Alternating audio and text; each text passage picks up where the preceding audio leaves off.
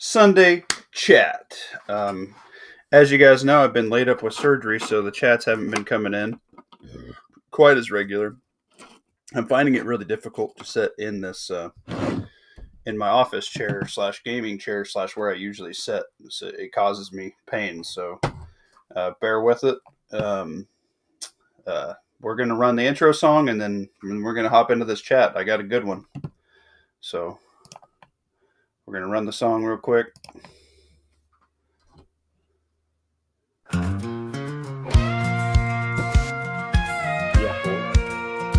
Down in Texas town where the hollows hum, there's a saga of the wild and the whiskey's numb. Alex Jones on the radio shouting his way about the water turning them frogs all gay.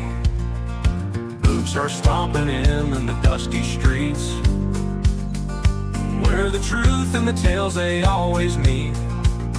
From the prairie's edge to the neon lights, the frogs are dancing under starry nights. He called it out in the dead of night, with a wild-eyed spark and a crazy sight.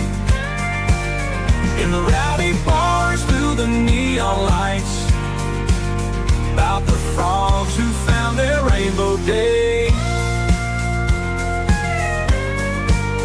The whiskey pours as the jukebox plays, in this outlaw town where legends blaze. Laugh it off or call it insane, Alex Jones said the frogs are gay again.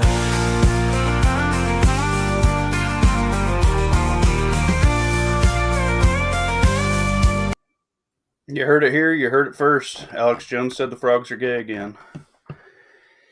Alrighty. I am joined with my buddies Pat Riot, Justin B, and Lawfully Armed. How you doing, gentlemen?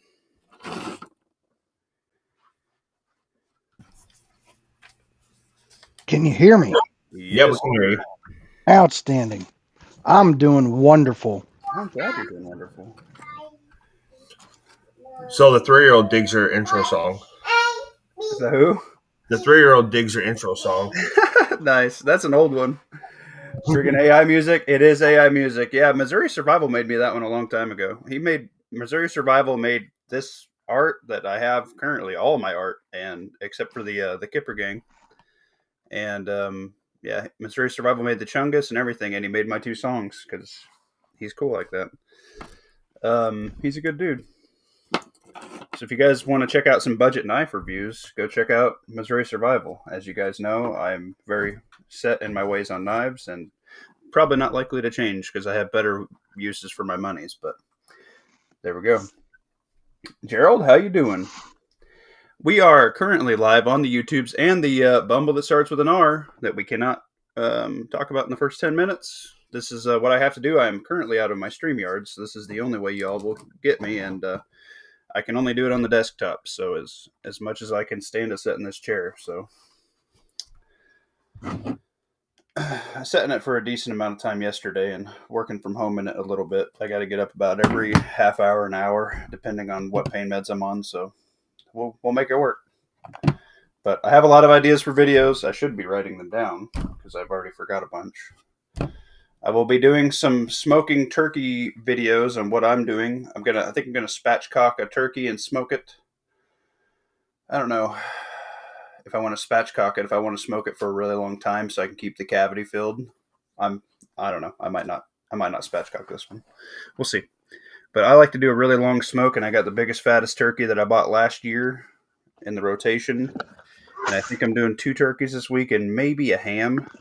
I don't like to smoke spiral ham that much, which is my favorite. I usually just like to keep that in a crock pot, so we'll see. But yeah, how we all doing? We lost Lawfully. Grit and Grace was the first in with a yee. And we got Justin B in the comments. We got Demo Man Don. Demo Man, you want to invite? Let me know, brother. Dropping Missouri Survival's link. Yes, go check him out. He's a good dude. All right. So, this is the big topic. And I'm probably going to bury the hatchet in it tonight because I've been going back and forth with different friend groups and whatnot. And I want to pull the trigger on something to increase capabilities elsewhere. So I need some help, guys. I got some digital night vision, and I'm going to pull it up here. Check out Good Night Gear. I'm not sponsored with them. I messaged them, but they haven't got back to me yet. They sponsor a lot of bigger channels. And then we're going to pull up Possible Drone. You're multitasking. You're good, dude. You guys can unmute if you're in a position to do so. We're going to share the screen. I need to take down my Muffin Man here. Share screen. Oh, come on. Here we go. Can y'all see it? Am I back in? You're in. No. You're in, but yeah, we don't all we see is the logo, the Rumble logo. 10-4. Oh, I mean, and then on the YouTube side, just see the Rumble logo too. There we go. How about that? It's, my phone's probably catching up, but it should show.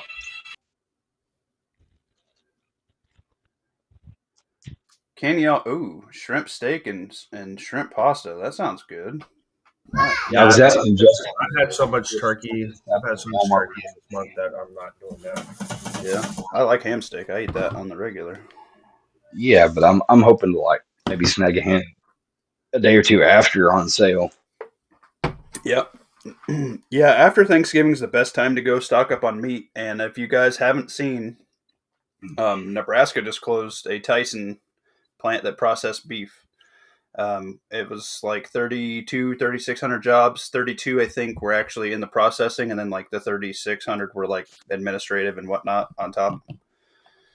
Mm-hmm. That's their reason was there's low demand to butcher beef because there's less beef to butcher. So if you guys don't think, if you haven't caught Pinball Preparedness, he caught it earlier this week. $10 ground beef is looking really, really promising first quarter of next year. So you should probably stock your protein now. My family went out hunting. They got another small whitetail 3x3 buck, good body buck. So we got another one in the freezer, and we're all hunting black powder. They still had a lot of corn that wasn't cut. So it's a rough rifle season here. So we got a couple deer cut up. I'm probably gonna have to buy an elk this year. That's probably what I'm gonna do. But I was talking to a couple last night. Their kids took 3 just in youth weekend for Modern Gun. Like, man, you got your freezer full. Yeah. Already. I mean, you get a good probably 80 to 100 pounds on a good sized deer worth of meat. Roughly. You get about a third the weight. Anyway, can you guys see this now on the screen? Yeah, the bump helmet. Yep. So this is the NVG 50 digital night vision. It comes with a monocular. I think it comes with a mount and this helmet for a bundle deal. This is the price on the websites.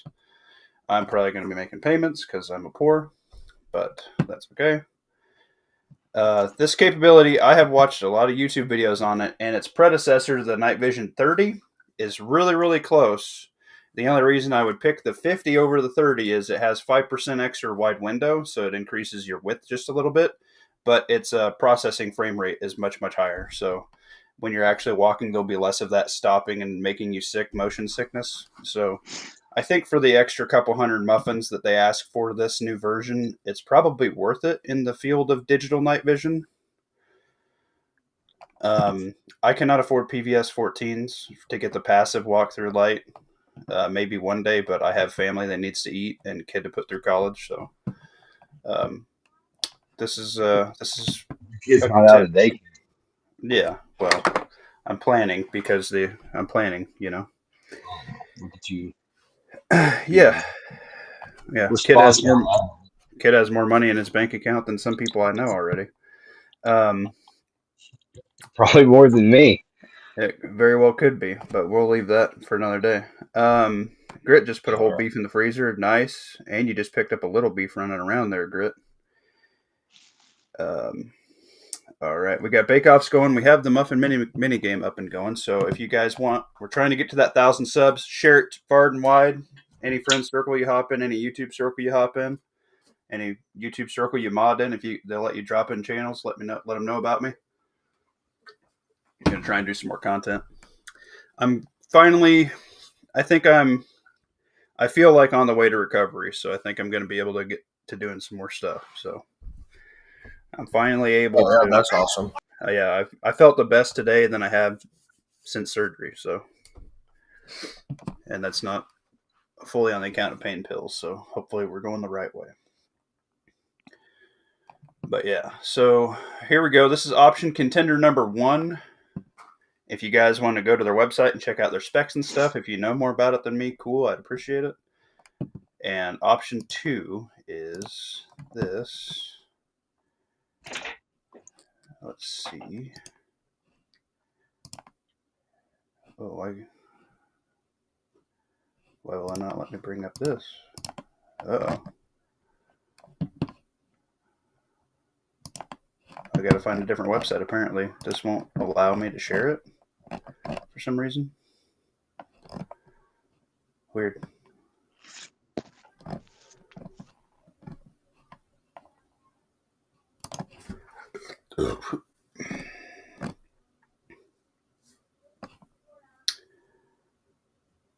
This would probably be what I was looking at.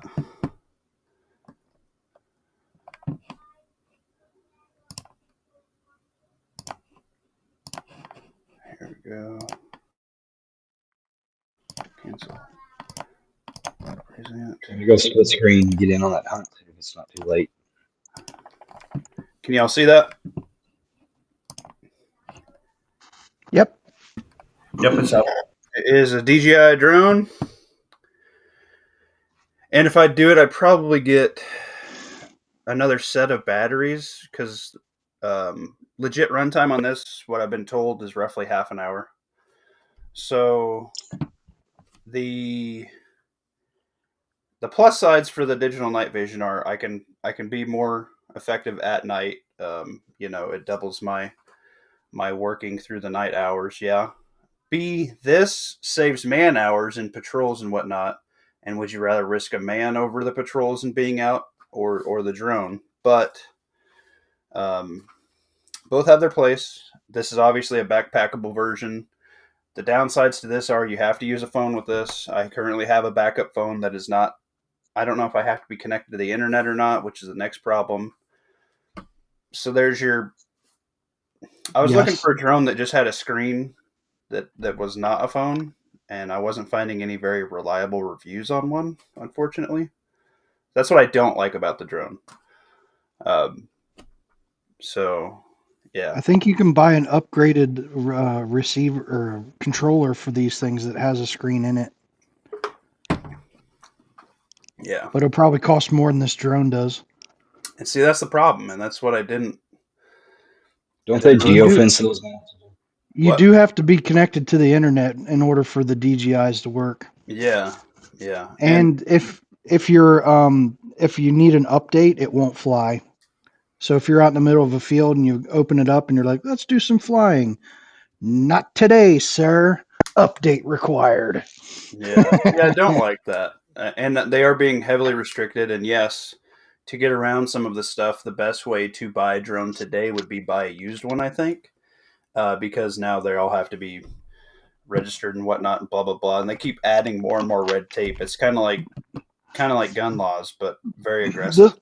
This one shouldn't need to be registered because it's the mini version, right?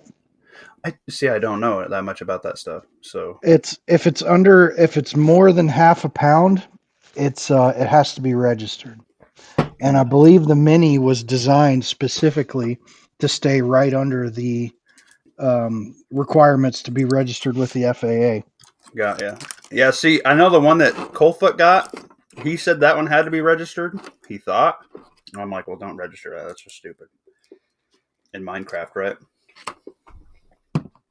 So that's kind of throwing me off a little bit. The advantage, disadvantage. This can obviously make way more range than a person can for recon, whatnot. You're not putting people's lives in the way of things. I can watch my kid, walk around town or ride his bike with this while I'm grilling if I can't be with him. It was kind of where I'd kind of use this. The next problem is real world applications. other than training and working out at night and stuff, what else am I really going to use the night vision for besides schwacking varmints and stuff? For me, the night vision has more practical uses than the average Joe. But I can see, because like my buddy, he lives in a big town and he walks his kids, they walk to school. They walk like, I don't know how far the distance is. They're just outside bus range where he lives, but it's right like Maine, and there's a lot of kids that walk. So he walks his kids with a drone over it. He's in the fire department and he can't be there with them every time, you know? So I like that aspect. I like the aspect that you can kind of use this if you wanted to get like some sweet shots of like sports or whatever. I could use this for filming videos and stuff. Is that something I really need? I don't know. You know, but those are the two real world applications for Muffin Top to use this stuff, not just SHTF. My new friend Mike Tango Whiskey 1 has a term called Totsy, and I'm going to do a video on it, and we need to give him credit for it because I think that more preppers need to move in that mindset, and it's kind of where we've been going. And he puts it at the 68%, I put it at the 80% of normal people, right? Here we go. Let's stop. So anyway, before I get into that, let's get your guys' thoughts on what do we think? Do we think, let's get a 1 in the chat if we want to go night vision, and let's get a 2 in the chat if we want to go drone. What makes more sense to you guys?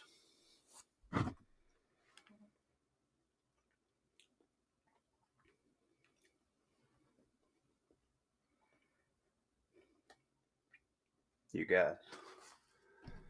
You guys? I mean, it's a hard decision. Helmet, monocular. That's what I'm down for. Reasoning. I want to why. I don't just want to. That's what Yeah. you guys hear. You're one man, and I would rather you own the night Fair enough. or pass it off to whoever's pulling night watch or whatever, you know. Yeah. I see you realistically getting more utility out of that. I think that if you buy the drone, it's going to be like your radios have been, where like you like dick with them for a day or two, and then the new wears off, and you just mentally you just compartmentalize like, oh, I have that thing now, and it's just going to end up in your box of toys you don't play with. Yeah, that's what I'm afraid of too. I thought about getting like a cheapo, like one that can record from like Wally World or whatever, and just to have one, you know? Where at least if you've got the monocular under rule of law, like you can go coyote or hog hunting or whatever and use it for that. That's true. I did just watch a hog hunting thing today where the guy was using a full belt fed and like box fed ARs, and I was like, oh my god, where is this place? I need to go here. I want to go on a hog hunt really bad. That would be a lot of fun. Oh, that's the bomb. BRB. You're good. What do you think, Pat? Let's hear your wisdom because you have both. Can you hear me? Yes, sir. I don't know what I just did, but I didn't hear the last like 15 minutes of what was going on. Pat, I hate you right now. It's nods or a drone. Yeah, I got that far. Okay. You have both. You have experience running both. What do you use more realistically? What do you think is better? I gave the backstory that I have a friend who's a firefighter in a larger town, and he watches his kids go to and from school with his every day. That's the extent that he uses with his. I could maybe film with mine. I could maybe do some stuff for the channel with it, but at the end of the day, with all the software updates and having to connect a phone, probability of using it in SHTF, probably not great. Night vision, I can schwack some stuff in the night with it that I currently do. With a monocular and switching to a rifle, so it would take the monocular out of my hands and just run the headset and then schwack it with the thermal. Practicality for both. I don't know. Is that the one I was looking at? This is the mini 2. How much have you used that bad boy? A fair amount because it's so small. Like you can just take it everywhere you want to go with it. I have never pulled the trigger and bought a second battery, which I should have. Yeah. Um, Is that with you when you're riding around in your rig?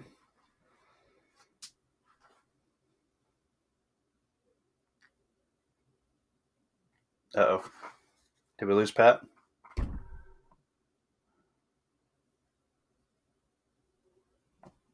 Okay. I feel like because you're actually going to use the drone like in everyday settings. The night vision has a very specific purpose, and I know you do some predator hunting, but like moving around under digital night vision is going to make you sick. And if you're going to do predator hunting, you can just use the off, like the red or the green flashlights.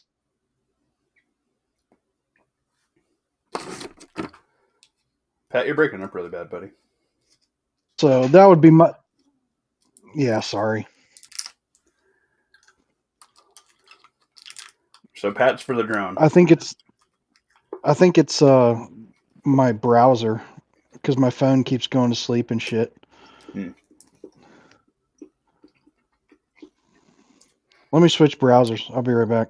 We got one for the drone for sure. We got one for the nods for sure. Justin B, where you at, buddy?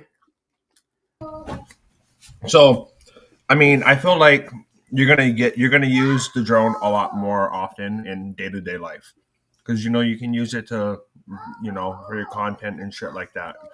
And you brought up a good point with kind of like Overwatch while you're out grilling, to help keep an eye on the kid and family and stuff like that. I like that a lot.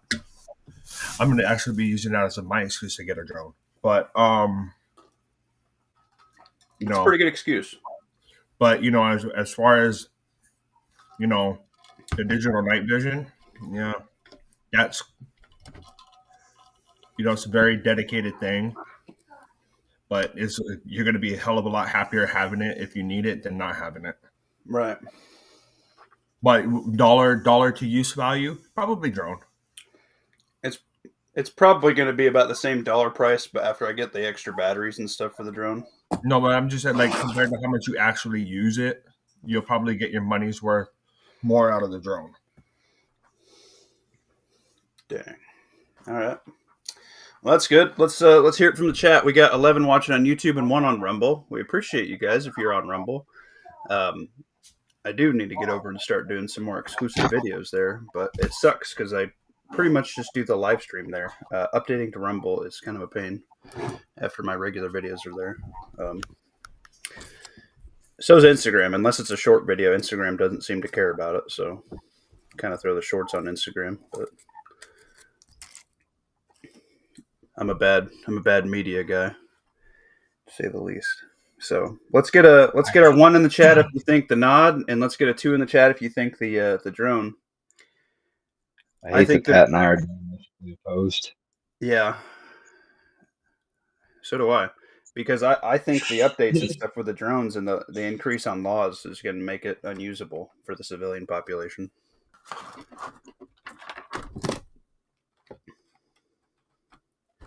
So in SHTF, if I can't run the app and I can't run the updates and stuff, or if there is updates on it, Pat, if I can't do updates and stuff, if I don't have cell phone service or whatever I need for the drone, will it even work? Like, can I just put a phone on with no internet connection and use it? I haven't actually tried that. So with this new one, I know with my older drones, I have some of the bigger DJIs, the Phantom 2, I think. Mm-hmm. And I ran into it several times where I had to update before I could fly, and I was out in the middle of a field and I couldn't update. That's retarded. Son of a gun. I know they're like. So in your rig, do you bring your night vision or do you bring a drone with you? Or do you not bring either to be lighter?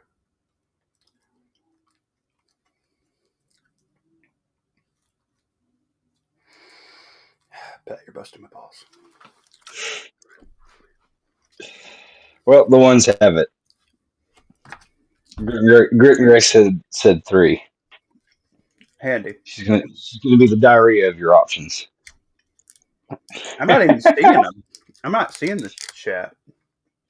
Well, you gotta split screen it and open up YouTube. That's what I have to do. No, I got it on my muffin game, which is usually better. Weird. Open up a second tab. Oh wow, I'm missing a whole bunch of chat. Yeah. Oh, this is not attached to Rumble. Oh. Oh. Whoops, sorry He guys. learns. He's learning on the fly, y'all. I Oh. haven't done it in a long time. That's what she said. That's depressing. Cause I know. It really is. Anyway. Mainly off grid next weekend. Be prepared. Oh God, what's happening next weekend?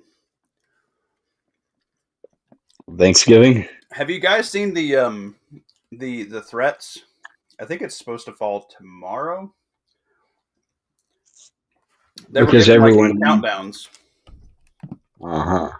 Have you seen that on TikTok and whatnot? No. What is that? Of the Muslim variety.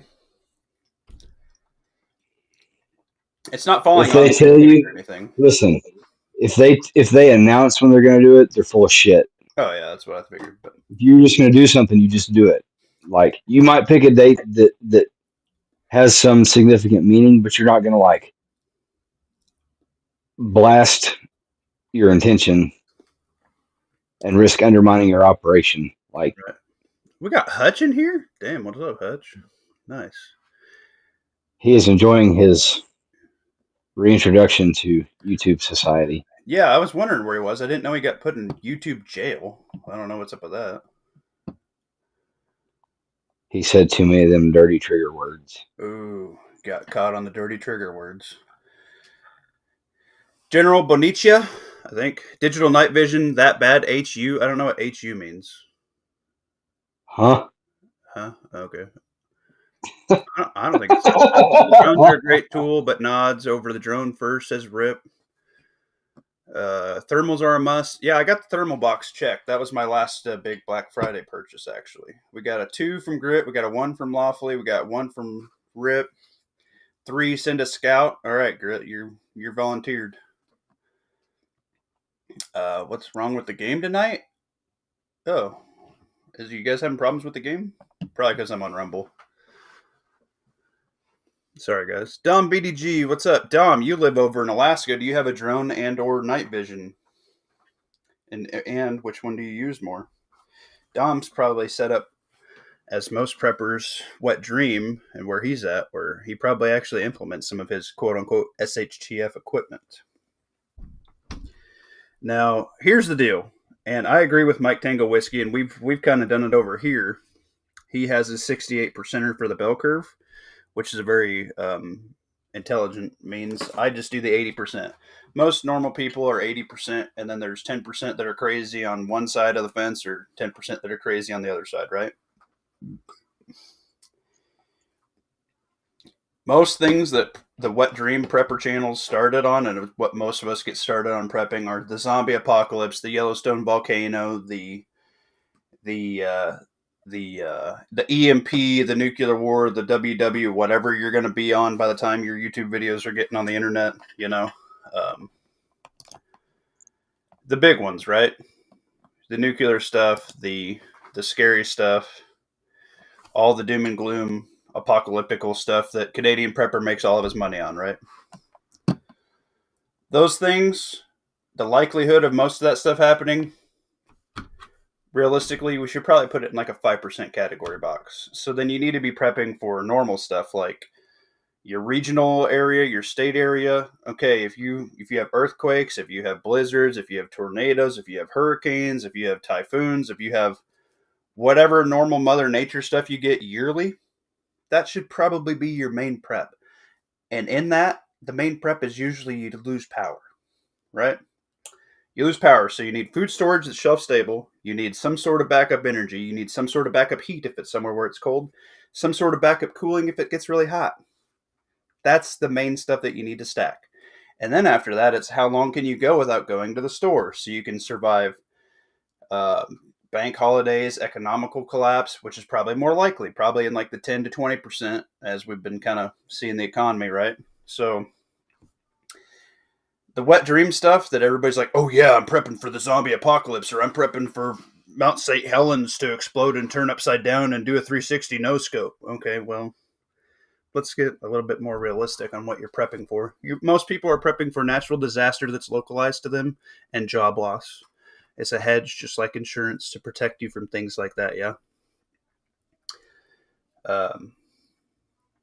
So let's kind of take a step back. Dom says no to both. Nice. This group has PVS 14s and thermal. All right, well, Dom is a professional, so Pat said Rumble sucks. I've used all my hours on StreamYard. I'm sorry. Single income 5-person family. Dom VDG. I understand you. And dang, and you got PVS 14s and a thermal. You're cool. Oh, people in the group. Gotcha. Okay, well that's perfect. That should be the focus. Yeah, is if it's outside your means, your family's more important than any of the cool guy toys. That's what I'm getting at. It's exactly what I'm getting at, Dom. 100% right there, brother. But yeah, let's. We need to probably address that, and I want to address that in several videos. I want to go over my Golden 5 and ammo counts and things. I want to go over certain prepping statements and things like that. I got a lot of videos I want to do, and I want to do my EDC when I can actually wear pants again. And, I'd like to see the dated Golden 5. I'd like to see that. Yeah, the problem is trying to do it into shorts and then do it into maybe a 10-minute video per each. It's like a deep dive discussion and practicality, because the 5% of the prepping that's the super duper doom and gloom, that's oh my gosh apocalyptic. Everybody that starts prepping or has had a prepping channel for a long time is guns. You need all these guns for all this 5% scenario. And then their car takes a shit and they can't afford to fix it because they have so much money invested in stuff that's just sits in their safe and they don't even shoot.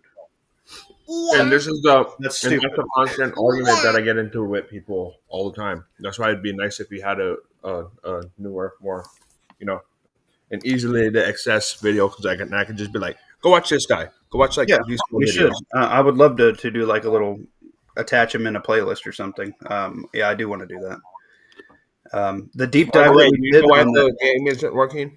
Yeah, it's because I'm on Rumble. I just exited out of it. The game's not working tonight, guys. I'm sorry. It's only set up for YouTube. I forgot Rumble doesn't work for some reason on it. Anyway, so I do want to do that. So,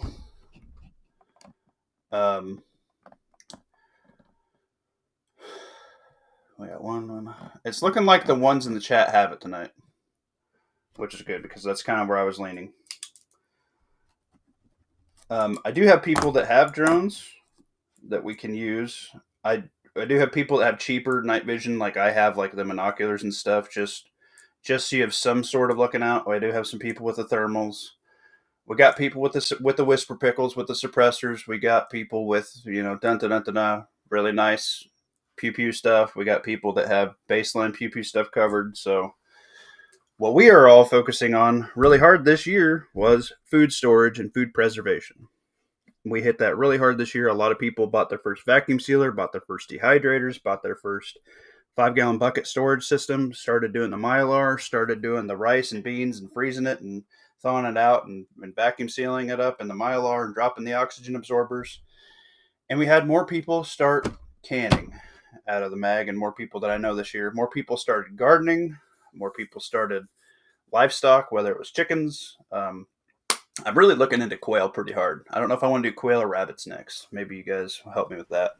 From somebody that's done a little bit, at least got their feet wet in both, rabbits. Yeah. Yeah, the thing is getting the normie side on board. I don't know if my wife would eat it, and I don't know if my son could enjoy the animal and then also eat it. So we'll have to see that threshold. Thanks, Dom. I was telling everybody earlier, this is the best I've felt since surgery, and I can actually sit in my chair, which is the only way I can do Rumble right now. I tried to do it on mobile, and I couldn't get it to go. Um, when I was trying to do it on mobile, I couldn't get out of bed, and I had used all my time on StreamYard, so that sucked. As far as like it goes, like with the kiddos and shit like that, with the animals, like you run a faith based household. I wouldn't worry too much about it. Yeah, that's true. Like but yeah, like as far as getting the wife on board, yeah, good luck. Yeah, that's going to be a little bit It'll be hard. the hardest part. But I wouldn't worry too much about the kids. Yeah, I figure if I'm cooking it, they'll probably get over it. So I'm gonna send out a couple more links for people that know how to use Rumble. Apparently,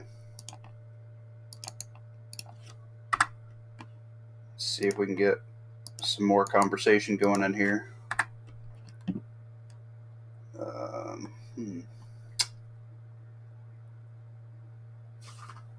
Dom, are you on my Discord, Dom? Do you want in on this, buddy? So I wouldn't mind Red Dawn getting in here because I'm pretty sure Red Dawn has both too. But Red Dawn has that Night Fox Prowl, and from what I understand, this digital night vision, and I know, Jay at Prepared Citizens has that Night Fox Prowl, the newer one. And from what I understand, those are absolute dog crap compared to this one. So I'd kind of like to know somebody who's worked with more. This is supposed to be the best step before you jump into. You never tried quail grit and grace? Oh my god, it's so good. It's like pheasant but smaller, a little bit more tender. Tell you what, rabbits are a lot quieter than quail. Well, yeah, that's probably true. Well, quail aren't super loud either, but we do have a fox and a coyote problem here, which is why predator hunting is such a big thing. And whilst we were taking stock of an area study one day, R and I were discussing the hunters in our area of operation that would be within our 10 miles, yeah. And then we were discussing like some people that aren't hunters. Like we found out like this guy's he's a hole puncher out to 1,000 yards. He really likes the precision shoot. And we found him, and we were running a gun match at the range, and they had like a 22 shoot. This guy shot a piece of fishing line with a 22 rifle, and this guy has a lot in his 22. He had almost, I think, 3,600 in it. He had the 45 mount. He has a scope like the works suppressor, AR. He built from the ground up. Super nice. He shot an ibuprofen at 100 yards with a 22 round. And I was like, all right, well, I don't know if I could hit an ibuprofen at 100 yards with a 22, but this guy shot through fishing line with a 22, and he shot I don't remember yardage on it, but yeah, he took first, and he got one of those Ruger Precision bolt actions for the prize. The RPR, the Ruger Precision Rimfire. Yep, and then he took second this year, and he got dual wheeled Wranglers, the 22s, revolver. Mm-hmm. What's up, Mac? We should get Mac in here. Maccabeus. Good Mac, evening, sir. I can't remember. I'll see if I can get on before. I know he's been on. Some people have issues with Rumble. Let's see if I can get Mac in here. Can you hear me? Yeah. I went and got my laptop. So hopefully this works better. Yeah. Well, it's hard to get a wide, swath of opinion. Did you you say you pretty much honed in? You're going to do the night vision? I think I'm going to do the night vision. I think for the drone, I'm worried about the operating with the phone. I don't want to do that. I want a separate system that I can put into a Faraday bag and use it that way without anything hooking up to it. And I think I'm just going to get a cheapie from Walmart, like $100 one, and put a couple of them up and have that be good enough. There are brands other than DJI. Yeah, I was looking at a Panasonic one, but it's like $100 cheaper. It came with 3 batteries, and I was like, maybe that. I don't know. I haven't found the Chinese clone DJI equivalent that I would that I'd go for yet, and I'm not super well versed in that stuff. So if you guys got like, I'd probably pull the trigger. I'd probably do both if I could find a decent $100 drone that had like 3 or 4 batteries with it. But you're good, Coldfoot. Maccabeus is in the house. Let me catch up on chat here. Dom is in the Discord. Dom, you want an invite, buddy? What's your name in Discord, Dom? Is it Dom? Search Dom. I don't know if you caught any of what I was saying before, but I think every time my phone went to sleep or something. Yeah, I think you would get more use out of a drone in everyday life, and I know your kid would go crazy over it. I do not want to give anything that expensive to my kid. Well, don't give it to him, but you know, I got this little cheapy mini drone. I took over to my son's house and was flying around his house. Right. My grandsons went fucking crazy over it. There you go, Dom. You got an invite. Have you ever been on the chat before, Dom? Should be. Strap the thermal drone to your helmet. Yeah, I've seen that. Yeah, I have thermal. I have one thermal. I'm good for that. I'm a big fan of that. Dom's carrots. Nice. Dom's very active in our group. Good. That's what I like to see. I like our community we built. We got some good people.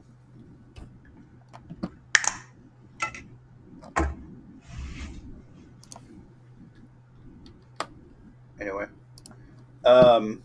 you guys say your piece on anything we haven't said yet on that regard, and or the regard for people prepping for the 5% of stuff that's probably never ever going to happen.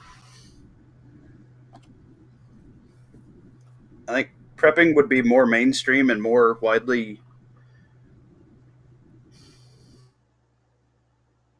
utilized if people weren't thinking. I know a lot of people, as soon as you say prepping, which is why I never started out that way, doomsday preppers.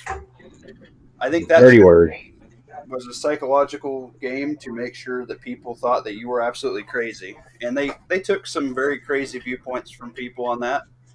And they took some very knowledgeable people. They had Jason from New York over there, and he was a firefighter then, as he is now. They made him look crazy with the Yellowstone supervolcano. Is that the only thing he's prepping for? No, but they wanted some different, episodes, yeah. So that way everything wasn't just financial collapse and World War III and blah, blah, blah. And there was some good stuff on there, and there were some crazies on there. There's the vegan gal that got robbed because she didn't believe in firearms, and then there was I don't know how much Doomsday Preppers you guys watch, but yeah, Angry Prepper. Thank you. I couldn't think of his name. Yeah, he's on there. He's a good dude. Well, my whole thing is, I don't call it prepping. Like I live in a state that experiences natural disasters on a regular fucking basis. So you know what? If I go put food away, to like my wife and them, they see it as like, oh, the hurricane kit. It's like, yeah, it's a little bit more than a hurricane kit now, but But that's more ain't gonna hurt. Yeah. When a big hurricane comes and you guys don't have to go fight to be in a line or even be able to get to a line from FEMA or whatever, yeah. Yep, I ain't You're doing not that. refugee status. You guys have food, and that's how it is. Oh, Mac's in. What's up, Mac? It does. I had no desire to go be in a line somewhere before or after a natural disaster, especially in this state. Like I could see people getting bad things, getting whatever they got for free taken away from them a quarter mile down the road. Right. Every year we still have people that freeze to death in their cars. Like it doesn't snow in Nebraska every year, and they don't have a freaking blanket or a coat in their car or a pack of hand warmers. Like I think something like 6 to 20 people die like that every year, and most of them are college age kids or really elderly people. I'll send it to you again, Dom. What's up, Mac? What do you think? Have you been listening the whole time or caught any bit of this yet? I just got there. You was talking.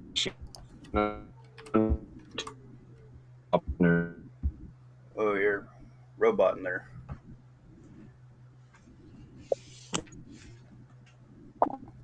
Can you hear me now? Yeah. What's Yeah, up? you was talking about a shooting a 22 or a fishing line with a 22 when I Yeah. got on YouTube. I found out this guy. I think I'm actually lining up a predator hunt with him. We got varmint. Well, not varmint, but this gal has really bad coyotes. And he meets people that have nods and thermal because they've had 3 groups of guys come out during the day and they couldn't hit them. And they're like, "Oh, we got suppressors. They'll never know we're here," because they're seeing them during the day. Which usually, if you see them during the day attacking your cattle this early before winter, you get a really bad infestation of coyotes. So Yeah. he knows that I'm a hunter and stuff, and that I'm into ARs, and he knows I do some security work on the side. So he asked kind of what I had, and I was like, I literally just got back from tracking 2 coyotes with my thermal that day. And I pulled my setup out of the truck, and he's like, "Oh yeah, you want to go with?" And I was like, "Oh yeah, we'll figure it out." Like, I'm having surgery this week, so I have to figure it out sometime when I'm actually mobile, you know. But yeah, he didn't know I was having back surgery, so that was cool. That could be a potential MAG member, right? So what kind of are they doing to your bike? Not to change the subject. I had a fusion on that disc that I hurt 10 years ago. I don't know why. They said I'm going to have to do it again on the one that I hurt last year. And I'm like, well, why didn't you just do it while I was already cut open the first time, dude? You know? That's kind of bullshit, but Because that would make too much sense. probably. Most of the varmint hunting I've done with a 22's been under 75 yards. Yeah, I like to keep it under 100 with my thermal. I'd like them to be a lot closer than that if I could, so I don't have to go chasing, but Yeah, go down right off. Why in the hell? I've never had any night vision or thermal on a 22. Here, you know what? Here you go. Can you hear me okay? Yep, we can hear you. There you go, guys. I just dropped a thing. Is that in the back chat? Take off. Yeah, you drop that in the back chat. All right, drop that for Dom. Where are you flying over there, Pat? It's loud as hell. Sounds like a drone. It is a drone. Pat's on Team Drone. Making all our viewers from Ukraine's butt punker. Probably. Yeah, if that becomes the scariest sound in the U.S., it's going to be a sad day for all of us, unfortunately. Yeah.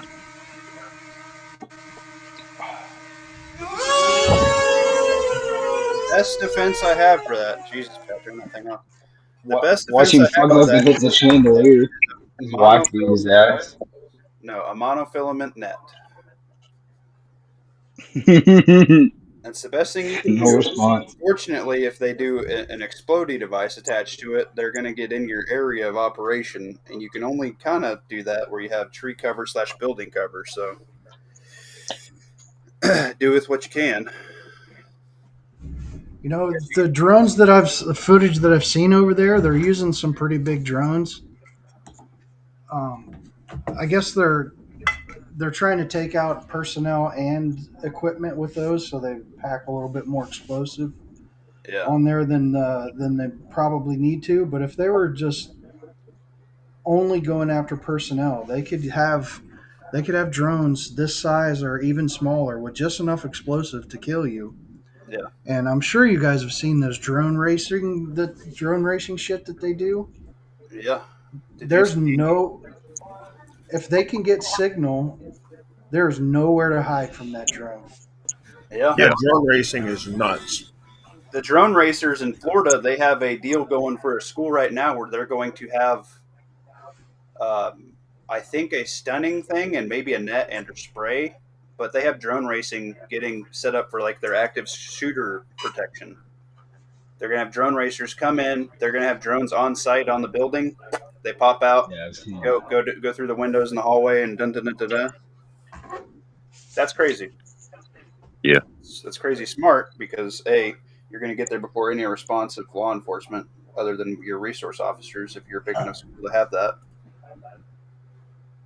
That's a good idea.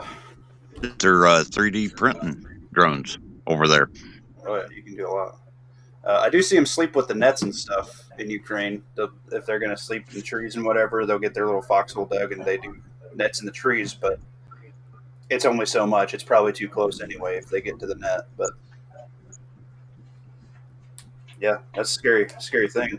Defense is obviously I think the cheapest one that you can get is like $1,500.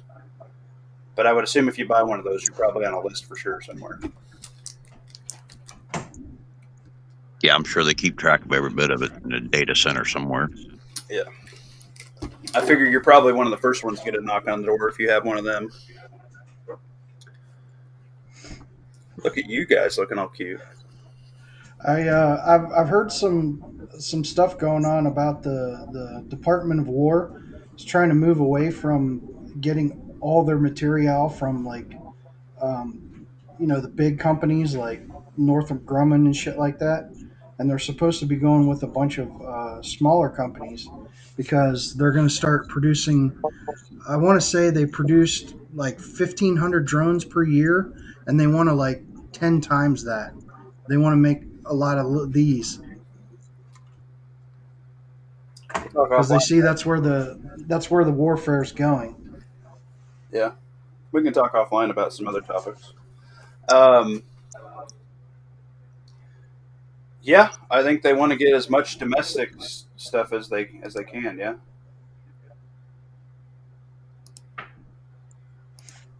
Here we go. Dom just messaged me. Dom wants in on this. Here you go, Dom. Try that, buddy. That'd be good. Anyway, sorry, Mac. I don't know if I caught your opinion. What do you think? Do you think digital night vision or do you think drone? If you were going to pick one up, I'd probably go with some digital night vision. Yeah, he's got the right vote. Am I the only one on Team Drone here? no. Justin B. Thinks it's more practical. The muffin icon's covering the camera. Yeah. I just feel like that I know you, and I know that if you get the drone, you're gonna play with it for like a week, 2 tops, and it's just gonna be a thing that you pack out in a Foot Locker somewhere. You stick in a Faraday cage and forget about. It would probably live in a Faraday bag like a substantial amount of my preps do that I never get to use. Which is where I lost my laptop. I needed it for work and I couldn't figure out where the fuck I put it. And I finally went through my EMP protected stuff and I'm like, dumbass me, it's in a Tech Protect bag. And I pulled it open and had to charge it up. And of course, it hadn't been updated in forever. And I'm like, well, at least it was safe, I suppose. I think they serve a place in our preparations.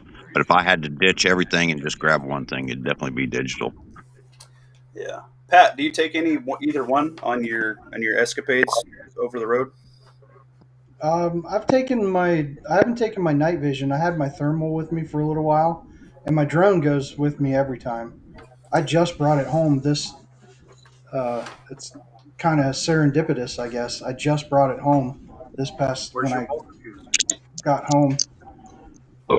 Yeah, that makes some sense because especially for you, if your gal, if you were, she goes to the restroom at a truck stop, you can, throw that up in the air and kind of give her a little bit of overwatch. It's not that awesome, like to just throw up in the air because of all the safety features and makes it so it's easy to fly. You have to sit it somewhere until it finds GPS satellites, and sometimes if you're in a shitty area, that takes a while. It will fly without the satellites, but just not as stable. See, that's definitely putting a vote against it even more. For Yeah, me. I'm giving you the GPS comes from the sky. Like if there's trees or there's anything like that. Places I can't get cell phone and GPS service where I hunt now. Like it's dead out there. We CB. You should get GPS signals. No. There's some areas. I guess I'll consider guess- that free country, I suppose. I don't know. I don't know how that works then. It's connectivity. Interference. The muffin icon is covering the camera. Oh, that was from 10 minutes ago. Earlier. Sorry. I didn't want to see your guys' ugly mugs. Just kidding. Dom, how you doing, buddy? I was just kidding. You guys can have your camera up. I see the nose hairs. Time to trim those bad boys. I just pulled the nose hair out. You're full of shit. Oh, right there. Righty. No, it's shitty mustachio hair. Dom, are you in here, buddy? You got to unmute. Oh, I can't see you. You got too many people in here. made me turn another lamp on. Hi. My 4-year-old. We heard you. That's the one you're training up with that 22? Came down. Fucking nose hair. Hey, keep it Assholes. We got a kid on the stream, dude. Buttholes. Is it? It's not on the screen. Oh, it's not mine. He's talking. She's heard worse from me today. Well, I'd like to not do that if I could help it. What's up, Dom? What do you think? Let's get your opinion on this.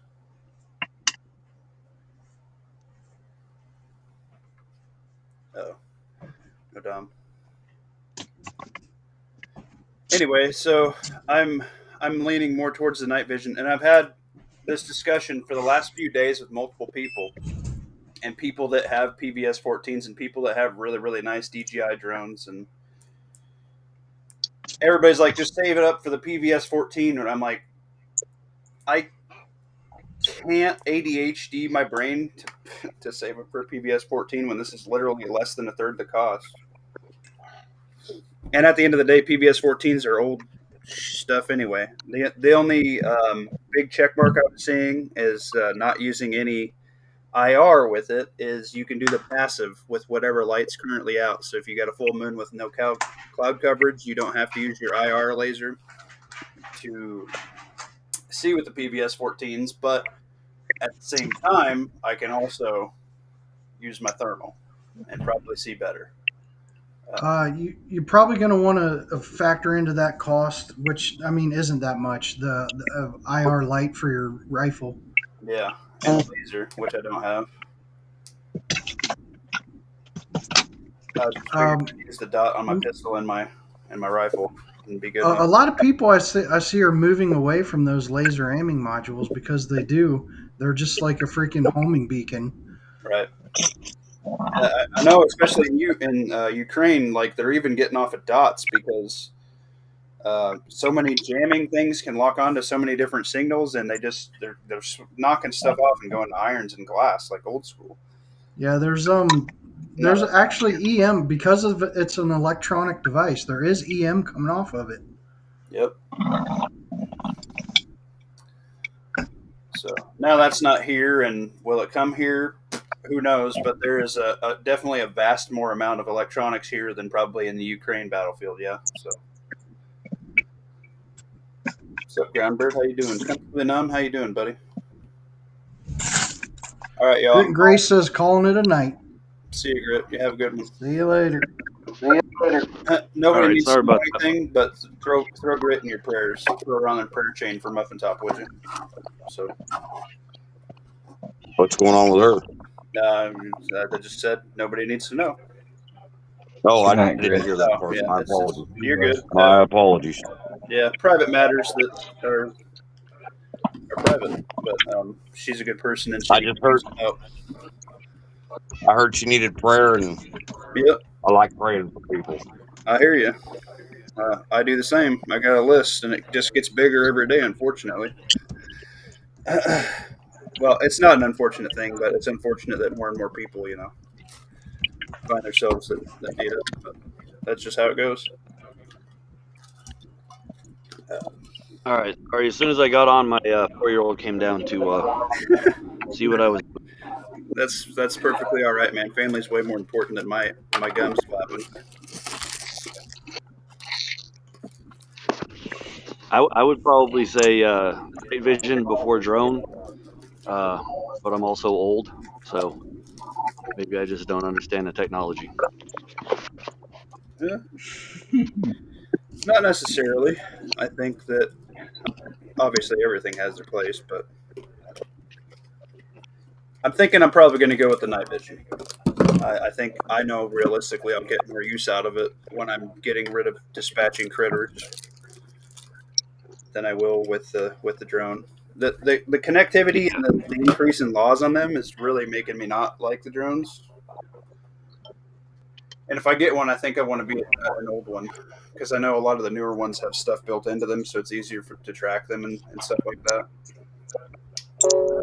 Or even just Yeah, they've got special, I think might be better. firmware. That's good.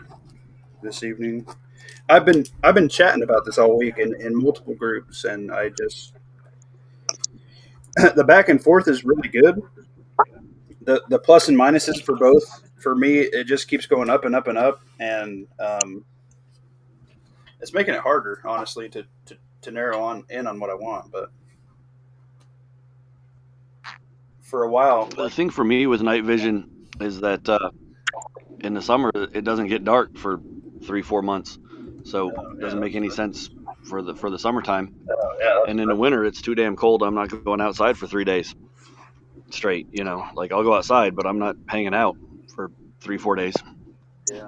yeah, that's a very interesting prepper climate is Alaska. I never thought about it like that.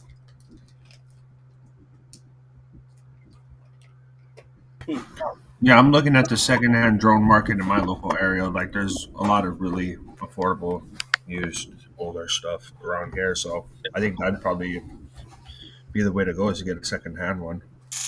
Yeah, actually, around here, a big thing for agriculture is I almost bought one.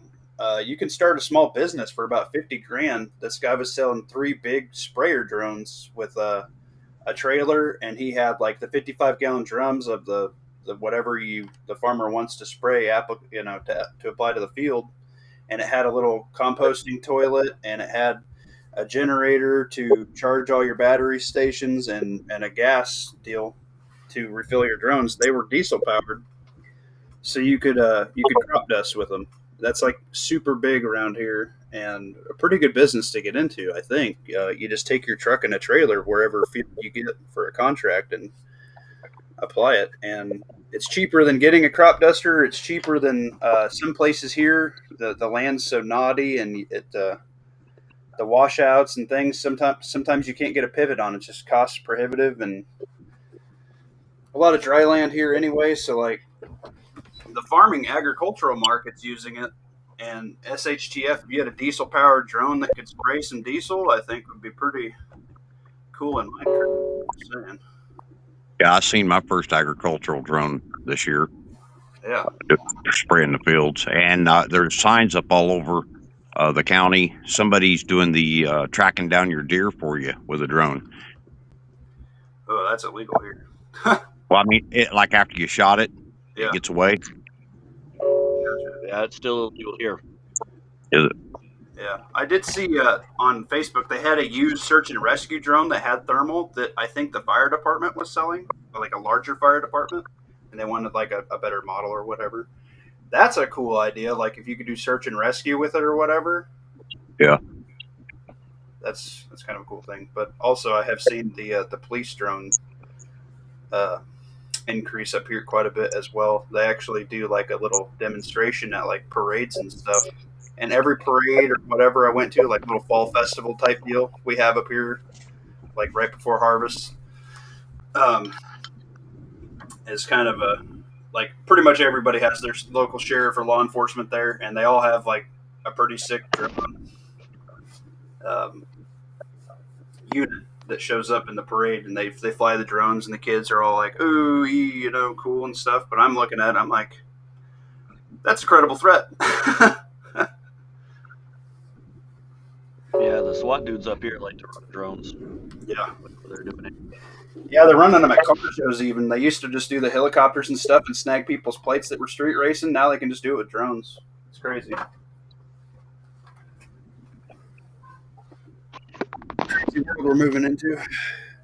Was it the Good Night gear Yeah, that you were looking at? The NVG 50. 50 digital night vision monocular. Yeah, I spent all yesterday watching reviews on budget night vision, and this seems to be the cream of the crop.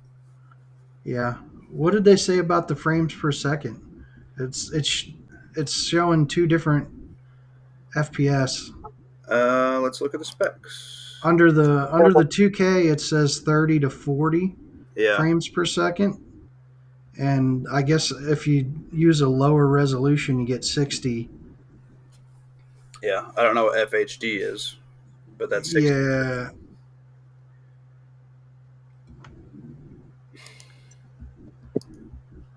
I know. I think your thermal has a higher refresh rate than that. Yeah, I'd have to look at it. Which that thing isn't really that bad either. If I move it, unless I do like a quick sweep, like if I hear something somewhere and then I wait for it. But usually, if I'm just scanning, I usually don't have it skip on me too much. So One of my guys Mine- up here runs PVS 14 on one side and Bridges a thermal on the other. yeah, that's like the best thing. I was looking at another company and they have that on sale for Black Friday for $250, but it's after watching the head to head against this, it sucked. It was the company I was looking at first because it came with dual the night vision and thermal, and I was like, for $250, like just trying it out probably isn't too bad. But it's probably not that great either for $250. Yeah, if I mount my thermal on a rifle and I have my PVS 14 on the other eye, if you look through both at the same time, your brain, I think with some more training, you could make that work out pretty well.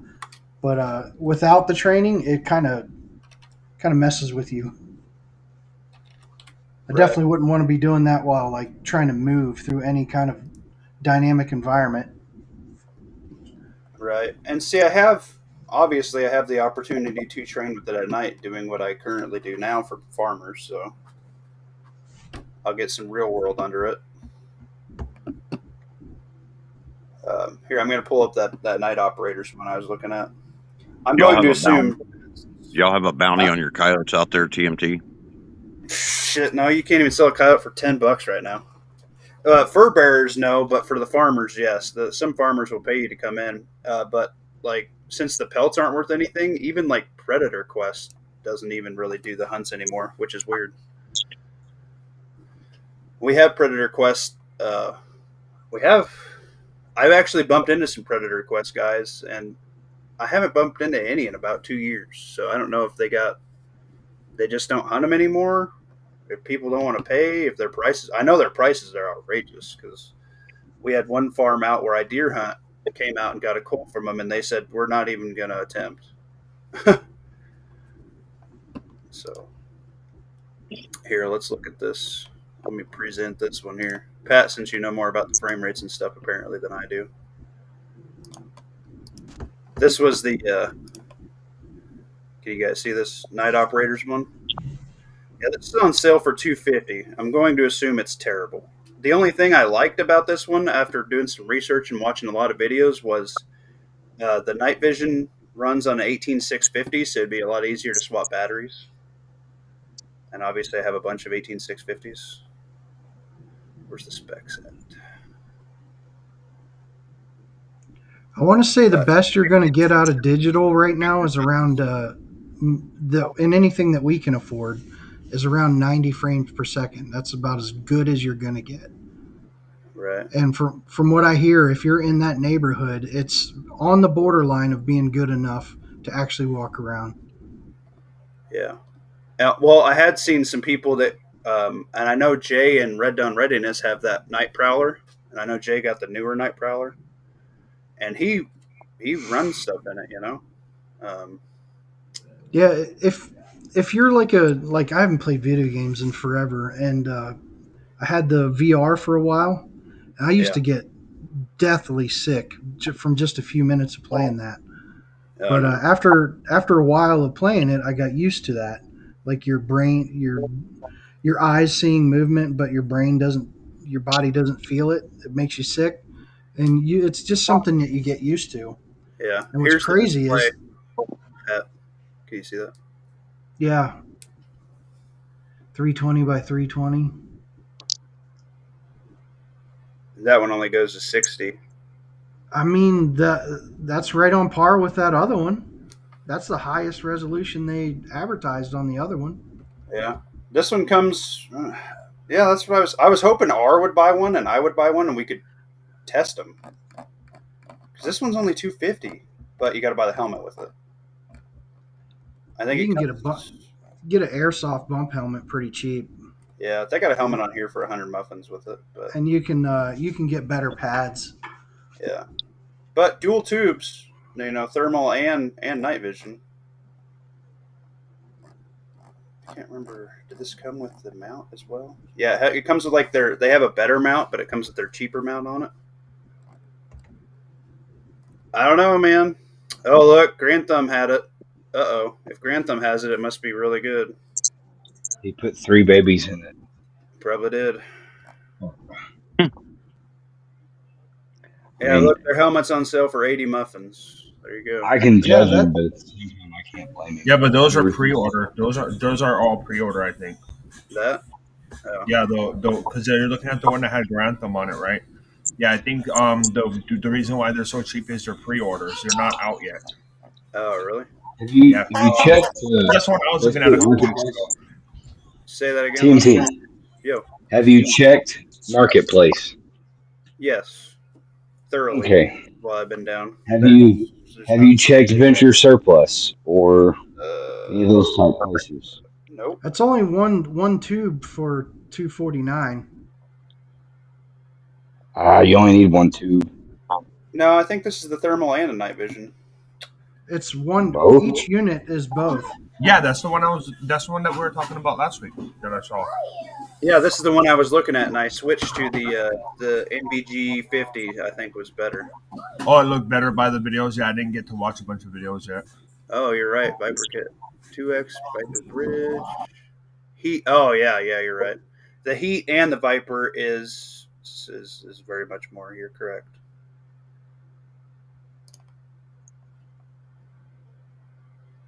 Does this one come with a helmet?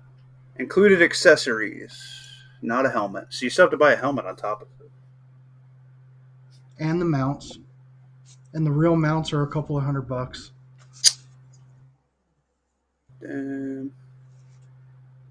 Their mount is $70 and their helmet is $70. So an extra $140 on top of $750. Yeah, I'm not doing that, I don't think. But for 1,000 muffins, you can get duals compared to PVS 14, yeah?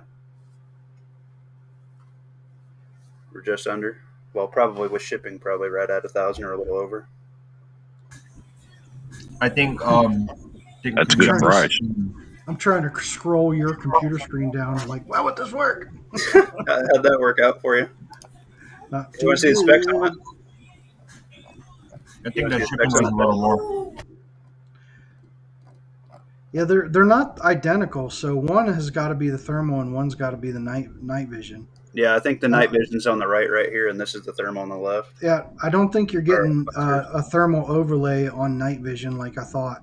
No, it's one eye each, and you got to learn how to walk with it. So that would be that. Ideally, you spot with thermal and you move with night vision. Yeah, that's the best. Yeah. When I spot something that I'm going to shoot, like when I swacked those coyotes, or not the coyotes, but the raccoons the other day, I seen them with the thermal first, and then I switched to the NVG monocular, and then I went out of the truck after it, and then did my thing. But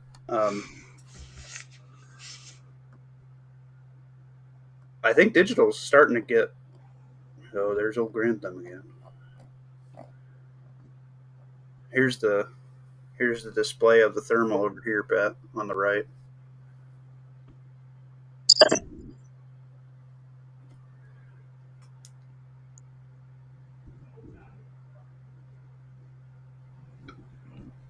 See, that's the display is 60 hertz. Okay. It's less than the than the NVG spec, so I'm going to assume that one skips more.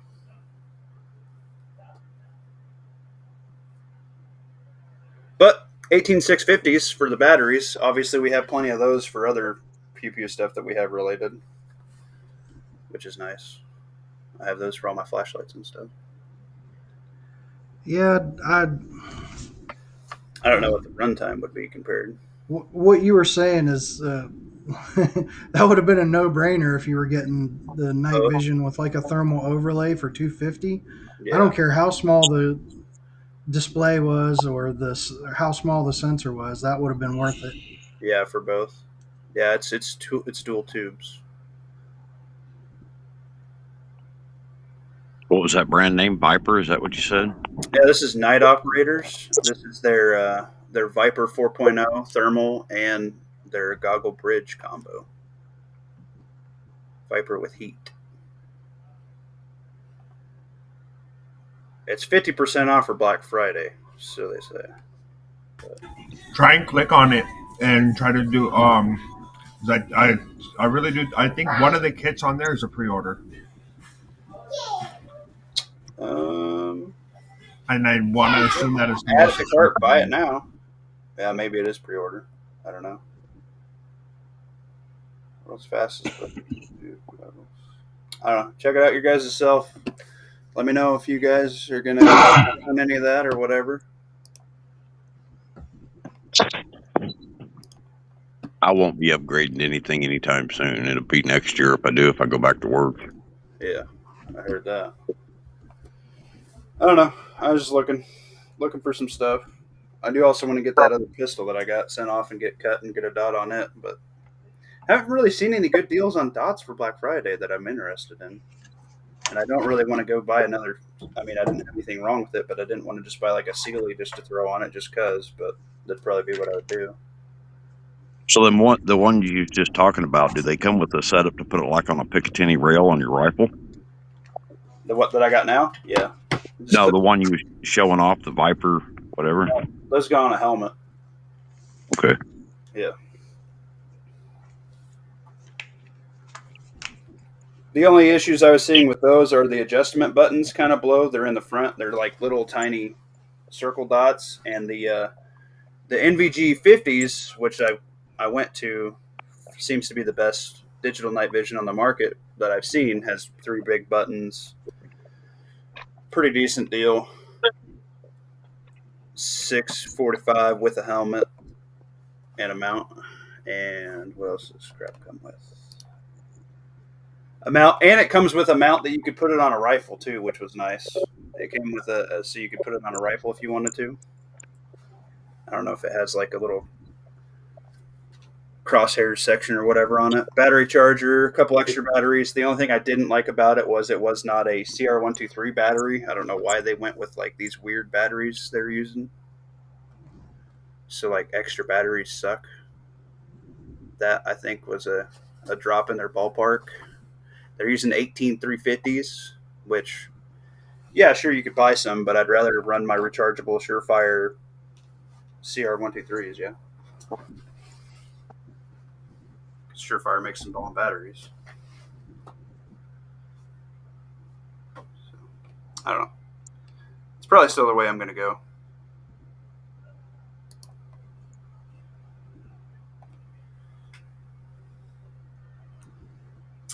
How y'all doing this evening? Let me look at the chat.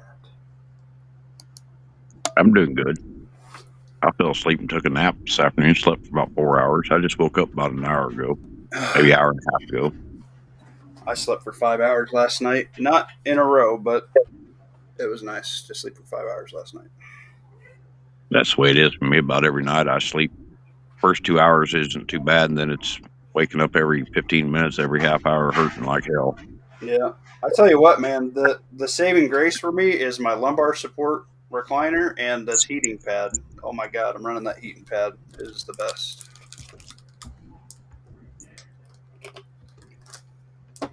It is the best. DB Cooper, I currently have 16K into night vision dual thermal. Oh my God. Don't regret purchase one bit. Use them all the time. Damn, DB Cooper, you're loaded, bro. I'm jealous. I got trouble putting 16K in a car. Yeah, yeah.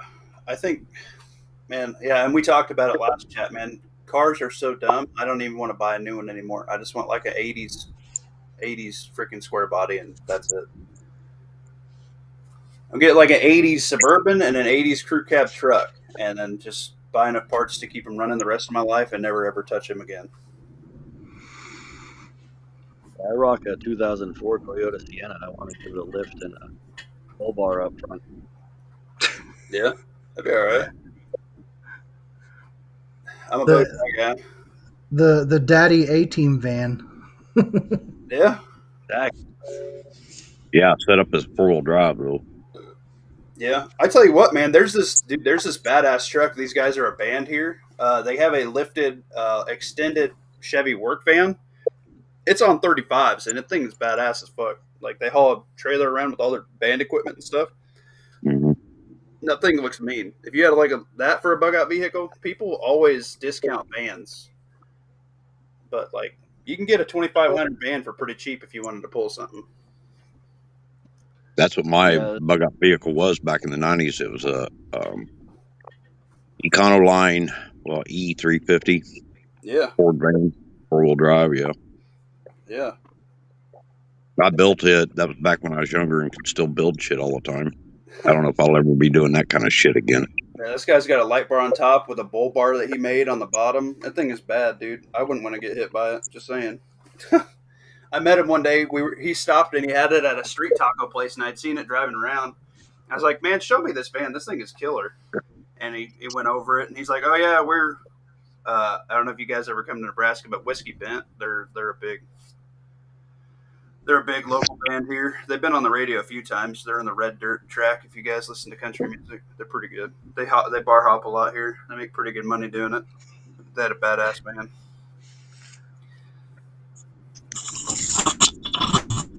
I'm good, brother. Saved and bought it over time. I hear you. Gotta set your priority. If that's one of your priorities, then it gets done. Yeah. When I bought my house, I needed $8,000 for a down payment. Mm-hmm. And like within a couple of weeks, my wife had saved up $8,000. Yeah. Yeah, it can be done. I hear you. Well, there's a will, there's a way. I would rather pay $8,000 off my principal of my house, or $16,000 off the principal of my house, and own it. It depends on what what interest rate you got on your mortgage, as to if I would be doing that. Like if you got stupid cheap interest, just keep using that debt. 'Cause that's what rich people do. They use debt to make money. Yeah. I've been looking at making some moves on doing some stuff, but no. I've got it in with my bank right now. I'm trying to get a HELOC on this house now, so I could try and buy something. Yeah. Kind of bummed out though that my favorite place got taken off the market. Damn. Did Before I could get my financing lined up? Do you have a life insurance policy? No. Oh, you should. You can put that in a trust and borrow against it. As if you already had that money in your account. I didn't know you could do that. Yeah. There's certain ones that after a few years you can do that. Yeah. That seems like I had mine since I was 18. I had one of my policies since I was 18. I'm sure there's. Yeah. Yeah, I don't have like the super duper my wife's going to become a millionaire, kill me, for it life insurance policy, but I have a life insurance policy. A debtor is slave to the lender. That's true, but I'm telling you, that's how rich people make money. If they could have $1 million in the bank and want to go buy something for $500,000, they're going to go get a loan. They're not just going to buy it. Yeah. Especially when interest rates are low. What's up, Show Intel? Show Intel, we need to do a chat sometime. V? I don't know if y'all need a breath of fresh air or not, but go for it. I went to go look for a new serpentine belt today. I expected to walk in and it be, $25 nominally.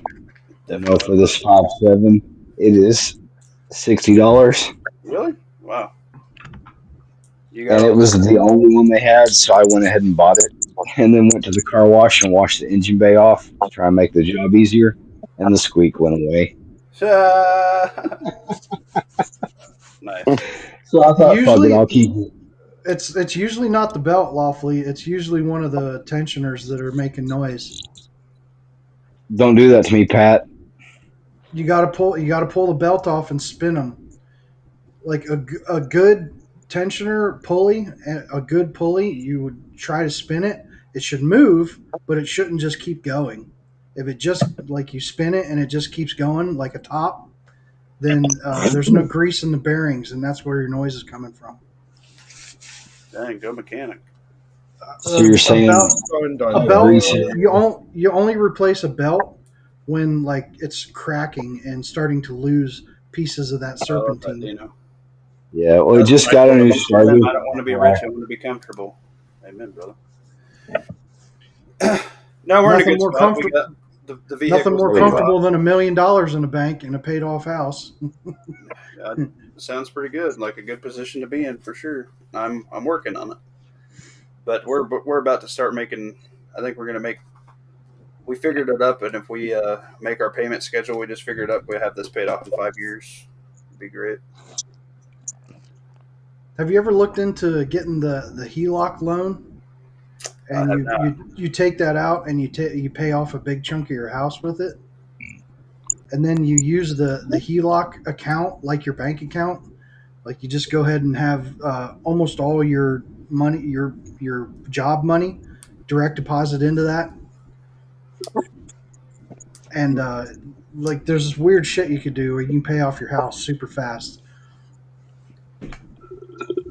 Yeah, I think I could do it. I mean, we could do it comfortably the way we have it figured up now. I mean, we're not going to miss the money. We're still going to actually be making extra, which is great. So we can do other things with it. We have another. I'm building a deck next year for the wife, so that'll be fun. It's going to be a nice screened-in deck, a couple of ceiling fans, and if I have my way, I'll be putting some solar panel stuff on it and an openable roof, probably like what we do for our a duck blind out in the river. Do like a small rolling garage door so I can open it for ventilation when I'm doing water bath and pressure canning. I'll check that out. What? I said, Dino, I'll check that out. Yeah. If it's in good condition, it squeaks. There isn't enough tension on it. Yeah. It just started the other day. But I thought, better check it. 20-plus-year-old vehicle. I'm going to start trying to be better about preventative maintenance as opposed to post-event maintenance. Right. I can keep a gun running, but I admittedly am negligent when it comes to vehicles. And I don't need another one of those, Daddy, the car's on fire incidents.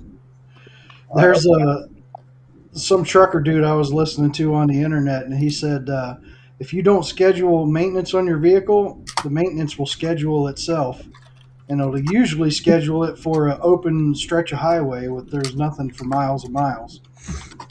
Yeah. Yeah, if something's going to go wrong, it's going to go wrong at the most inconvenient time.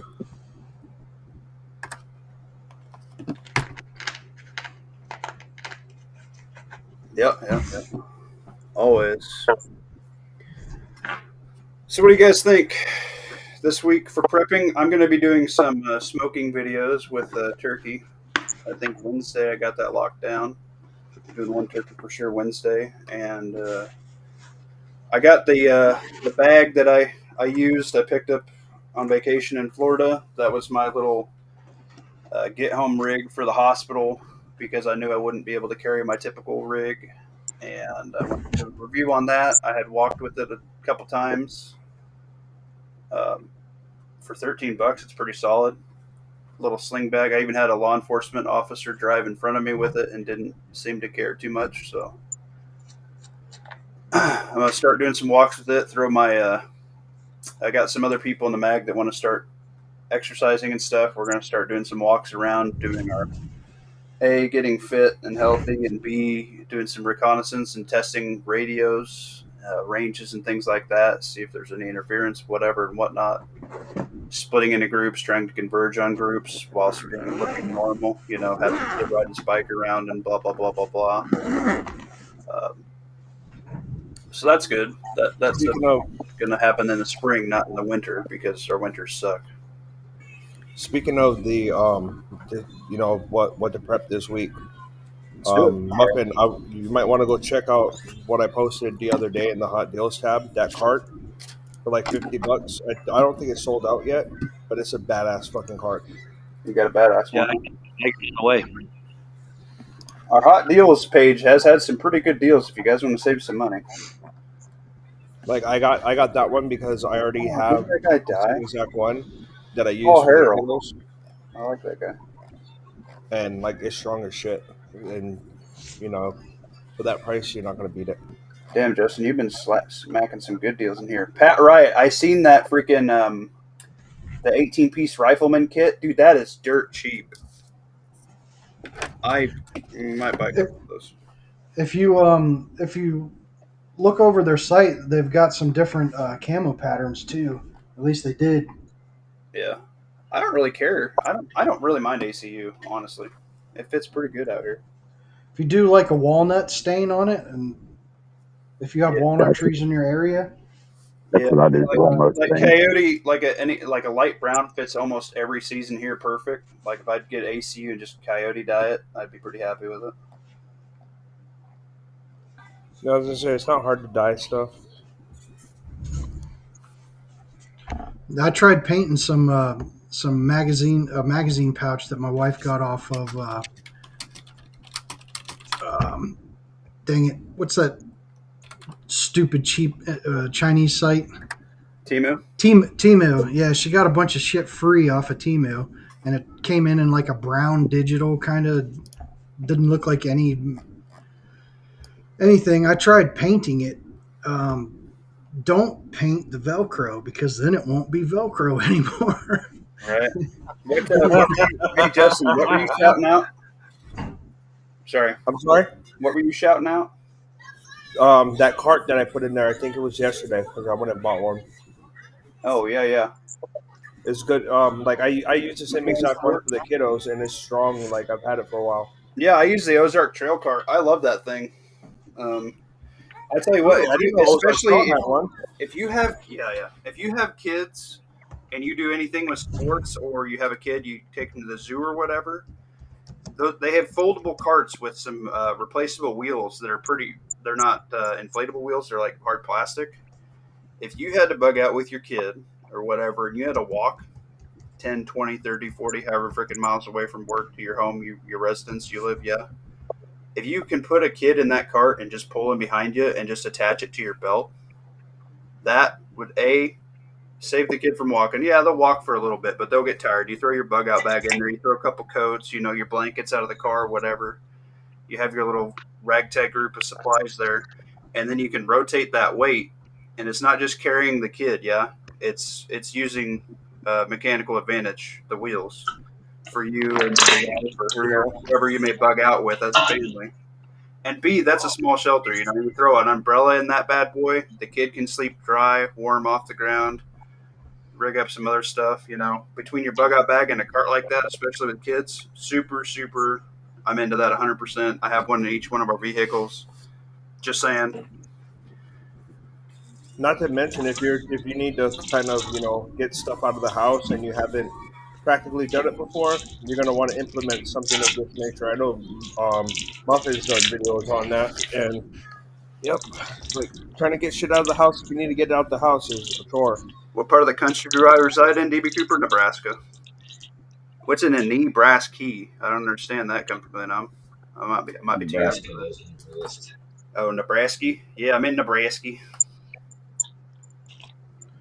Is $14.29 good for a 3-pack of the Coleman 1-pound propane cylinders? Yeah, they're like 18 something here right now.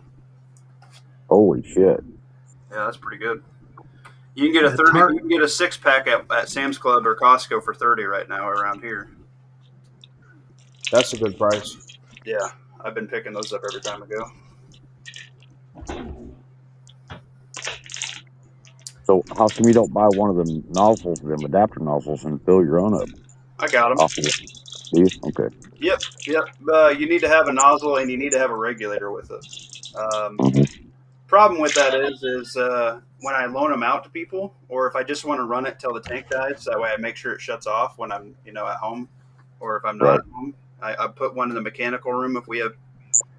What I use, I redid all my pipes to PEX, so now I don't have to worry about pipes freezing. But this location did have pipes freeze before I bought the house, and that's how I got it cheap because they gutted the basement. So Do you the basement. do you have to have the regulator? Can you just live dangerously? And, you know, No, you have to have a regulator if you're going to put a big tank on it. oh, Don't do that. You can buy go to Menards. They're literally $18 right now. The Menards brand has regulators for $18. ha! Jokes on you. Yeah. We don't have Menards in Go to Arkansas. Home That's Depot. I'm sure they have it. I'm telling you right now that You, stuff's dirt. Go to Walmart. I'm sure they have a regulator there. you know what? I'm just gonna freeze and drink my I seltzer. would very much recommend you have a regulator on it. But if I'm going to loan one out, I'm giving them the 1-pounders. I'm not going to give them my full deal with the tank. If I'm going to run it at home and it's our only heat, which it's not, I'll do the adapter. The nice part with like the Buddy heater, the big boys, you can run 2 1-pound tanks on it, and it'll overtake when the one goes empty, and it'll jump to the next tank. That's nice, but honestly, usually if I use it, I'll take a 1-pounder with us in like the garage if we're cutting up deer, and just run it until it craps out, and then we're usually done cutting up a deer anyway. By that time, it's a good 6 to 8 hours. 6 hours if you run it on high. If you run it on like medium high, you get about 8 out of it. That's about where we're comfortable. Gordo Espinoza is listening. Thanks, man. How you doing, buddy? So all the newer stuff that runs off them 1-pound cylinders, are they more efficient than the older stuff like I have? I've been doing this shit for so long. I would say, yeah, propane technology. Well, gas technology in general. I use it in the heating and air field, obviously. I do a lot with gas market. The gas valves are getting much more efficient. The problem is they're all monopolized. It's all owned by like 2 companies. So,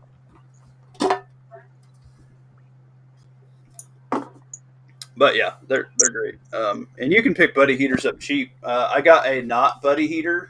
I don't remember what brand it was, but it's normally like $90 at Home Depot. I picked it up for $25. So if you want to pick up those propane heaters, summertime is the best time to pick them up, man. When people are doing spring cleaning and cleaning out their garages and stuff and getting rid of camping stuff, you get a ton of camping supplies dirt cheap that way.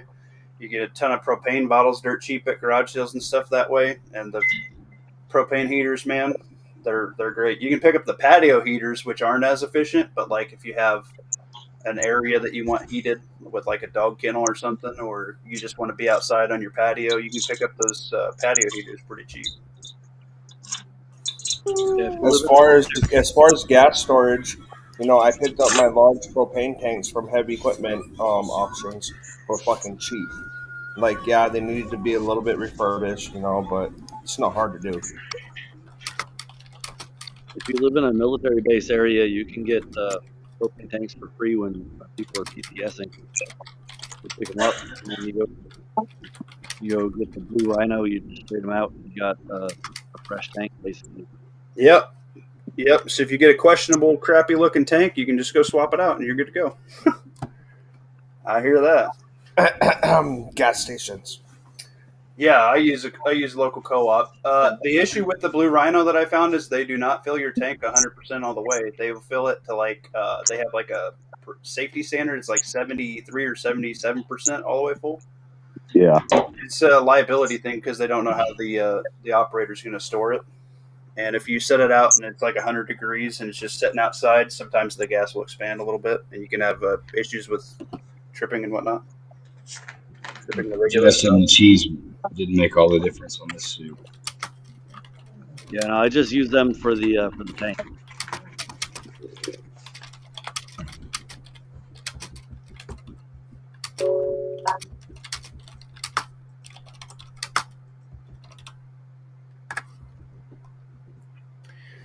That's a good conversation that we got going. But yeah, also I would definitely recommend not just the cheap little black adapter if you're going to do the black hose, which is the failure point on the turkey cookers. If you guys are going to fry a turkey, let's do a public safety announcement. If you are going to fry a turkey, wow, we got like Inception going on back here. If you're going to fry a turkey, ooh, hold on, I want to see this. Make sure that you get the metal looking braided hose for your regulator to hook up to a tank. The little black rubberized hose that comes with it, that's going to be your failure point. That hose will get too hot whilst you're in your frying of turkey.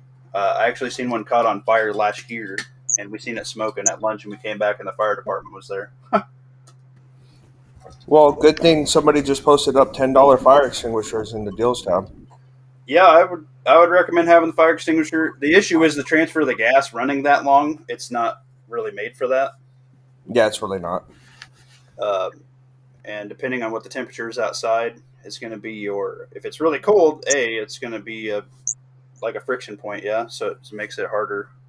It's harder on the material, but the braided ones are the best. And don't trust that gauge on these cheaper fire extinguishers. I had a fire last year on my Coleman camp stove in my kitchen, and I'd been running some gas diesel mix through it, and the diesel wasn't actually burning. It was kind of draining off into the bottom pan of the Coleman stove, and it caught on fire. And I grabbed my fire extinguisher, and it said fully charged, and it was only a couple years old, and pulled the pin, and it went. Yeah. And the water wasn't going to work. Water just spreads an oil fire. And luckily I had a bag of flour sitting there, and I dumped the bag of flour on it. That's how I put it out. If it had been another probably 30 seconds, my rafters would have been on fire in my kitchen. Damn. It was the flames were. Check out a fire blanket. They're on sale. It's a really good item to give away for Christmas. You can get them for like $25. Really? Yeah, those are. Yeah, those are good investments there. Who's running these generators? I'm looking at mine right now. Oh, good. Go so for the it. Folks gave us from Christmas last year. We got a 5-pack of those fire blankets a couple of years ago for like less than $30, I think, on Amazon. Are you serious? Damn, that is cheap. Yeah, they were on they were like 50. Yeah, those will not expire, unlike a fire extinguisher. And your problem might be, Mac, is most of those fire extinguishers are like 8 to 12 months. Those cheap ones. That's what sucks. Is you have to buy those little shitty ones every year. My company, we get commercial ones. Obviously, you have to get them checked by a fire extinguisher company. Blah blah blah.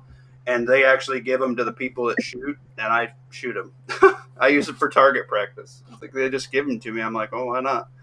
This last batch, I kept 4 of them for backup. I figure a commercial one's probably a little bit better than one of the ones you can go buy at the store. Yeah, that's expensive. Damn, it went up.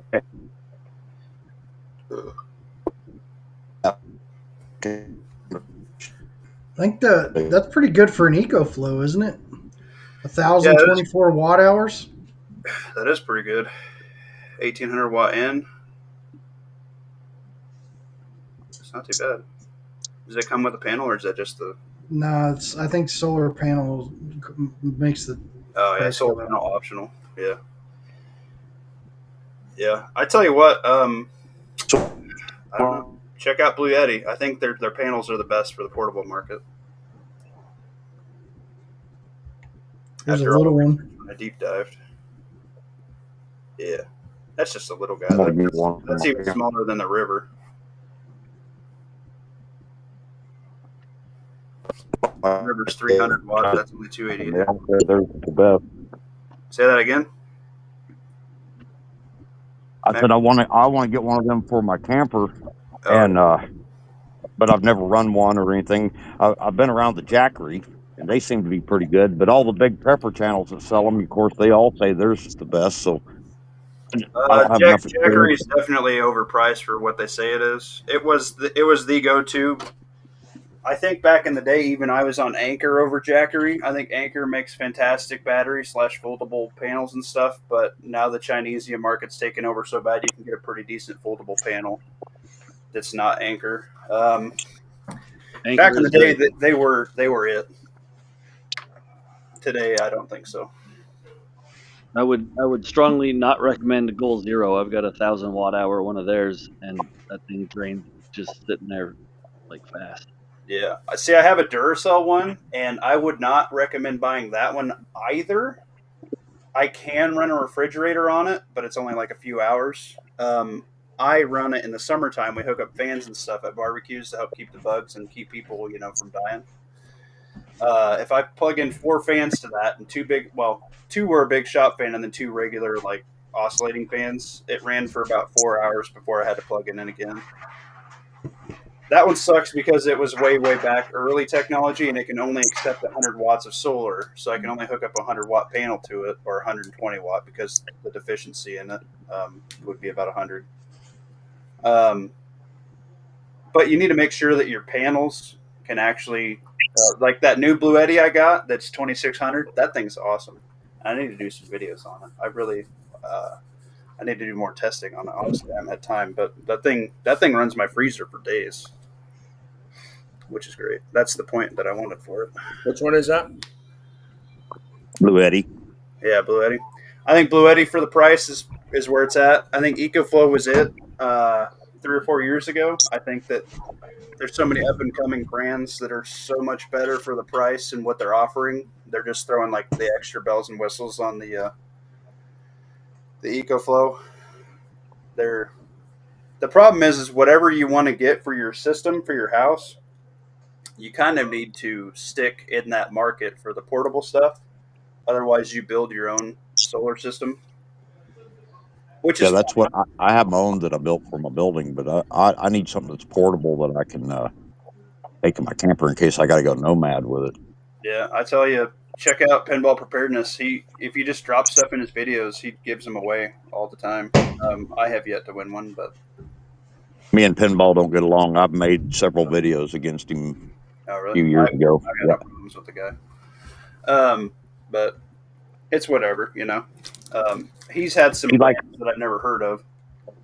He likes censorship, and I didn't say anything out of the way or anything. I just disagreed with him, and he blocked me on his channel. That's what set it all off. If I'd have said something that was rude and abrasive, I could understand it. But he didn't. He don't. Back then, like 4 or 5 years ago, he didn't like anybody saying a different narrative than what he had to say. Really? Well, I guess had that really power seems egotistical. What's that, Waffle? Said he seems egotistical. Yeah, that's all it was. It's kind of like he's like Yankee Marshall. I was in the military in intelligence. I know better. Yeah, well, I'm old. Trust me. I have a family member that was there, and he don't say anything about it. So all he done was fetch coffee for the colonel. That's all he done in intelligence. And I'm not saying that to be rude and mean. A lot of people have the intelligence on their MOS, but it's not like they're making it out to be. Right. Yeah, same. My grandpa was there, and he's just because he knew how to run a typewriter back then. You want to look at something interesting with the solar, look up shopsolarkits.com. Is it awesome? They they don't just sell you like an EcoFlow, panel and a thing and the other thing. They go through different manufacturers, and they'll try and build you a system using all different kinds, and they've already gone through all the process of figuring out what works with what, and they'll sell it all to you at the same time. Yeah.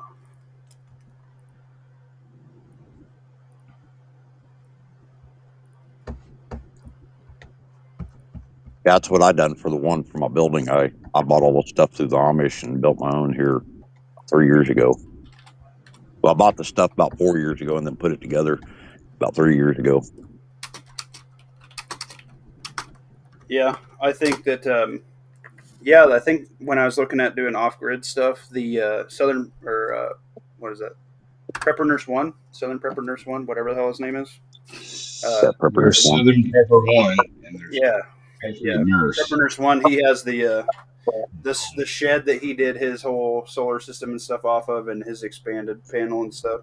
That'd be the way I'd go if it was like out in the wild kind of deal. But for portable, for me, when I was breaking costs down and everything, and looking up a lot of reviews and stuff when I really was getting into it, I think Blue Eddy is the best portable at the moment, especially for the price. Yeah, I just seen one of them little hotties that lives in her vehicle, does them kind of videos. You know, she's got like 400,000 subs, and she had a Blue Eddy, but she didn't have. She's kind of a ditz, nice girl and all that, but she didn't give details about it. You know, and Yeah. them bigger channels like that, if you ask a question, you never get it answered because there's like 10,000 guys on there making comments. So yeah, it's I definitely understand that. There's a lot of people that sling product they don't know about when you get into it. And I was doing watts and things like that, breaking it down. But I also size commercial generators for projects too, so I kind of already had that in my wheelhouse.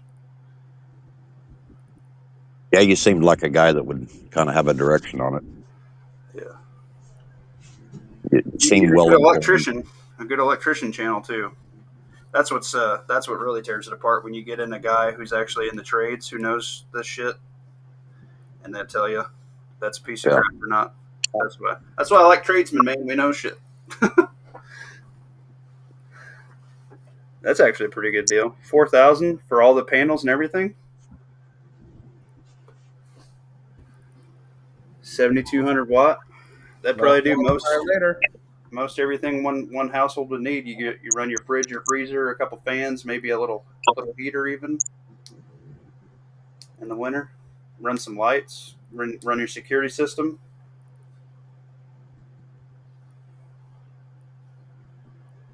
Which for that you'd want a wired security system if you guys want to run it on a generator like that, because you obviously don't want your Wi-Fi trying to run your Wi-Fi and stuff being a leech for power as well. Yeah, I don't run any Wi-Fi. I don't even have Wi-Fi on the property. When I built my solar system, my security camera system, and my alarms was two of the primary things I wanted to be able to run in case it was grid down. Yep, that and lights. The nice thing about the security cameras these days is you can turn on the IR light if they have night vision, which can mess with people running nods. It could also be a double-edged sword, so you want to be able to turn it off, because you can also be a beacon for people with nods. Say, oh, this guy's got the security system up. That's been one of my concerns because mine's an older version. It's Night Owl. It's probably 10 years old, and there is no option to shut off my night vision on it. Yeah. Night Owl has newer versions that you can. They have been around for a minute. Yeah, it's a pretty good system. Yeah. I don't know anything about their newer stuff, but mine's good. I had to replace the DVR once, and I actually found one on one of them eBay kind of sites. It wasn't even eBay. It was some other site, and it was pretty cheap. Got it, and I've been running that one for probably about 3 years. Yeah, I installed security cameras at a company, and I'll tell you, they're not that great. Commercial security systems aren't that great. It was fun to learn it and the experience and how to set up cameras and stuff at the time, but it was, a different gig. They paid a little bit more, and I had the technical background in between a crappy contract, and then I got a good ARM contract, and then I went back to that. So it was fun to learn it. We did a lot of Dollar Generals, which sucks. So FYI, Muffin Top knows how security systems are set up at Dollar Generals.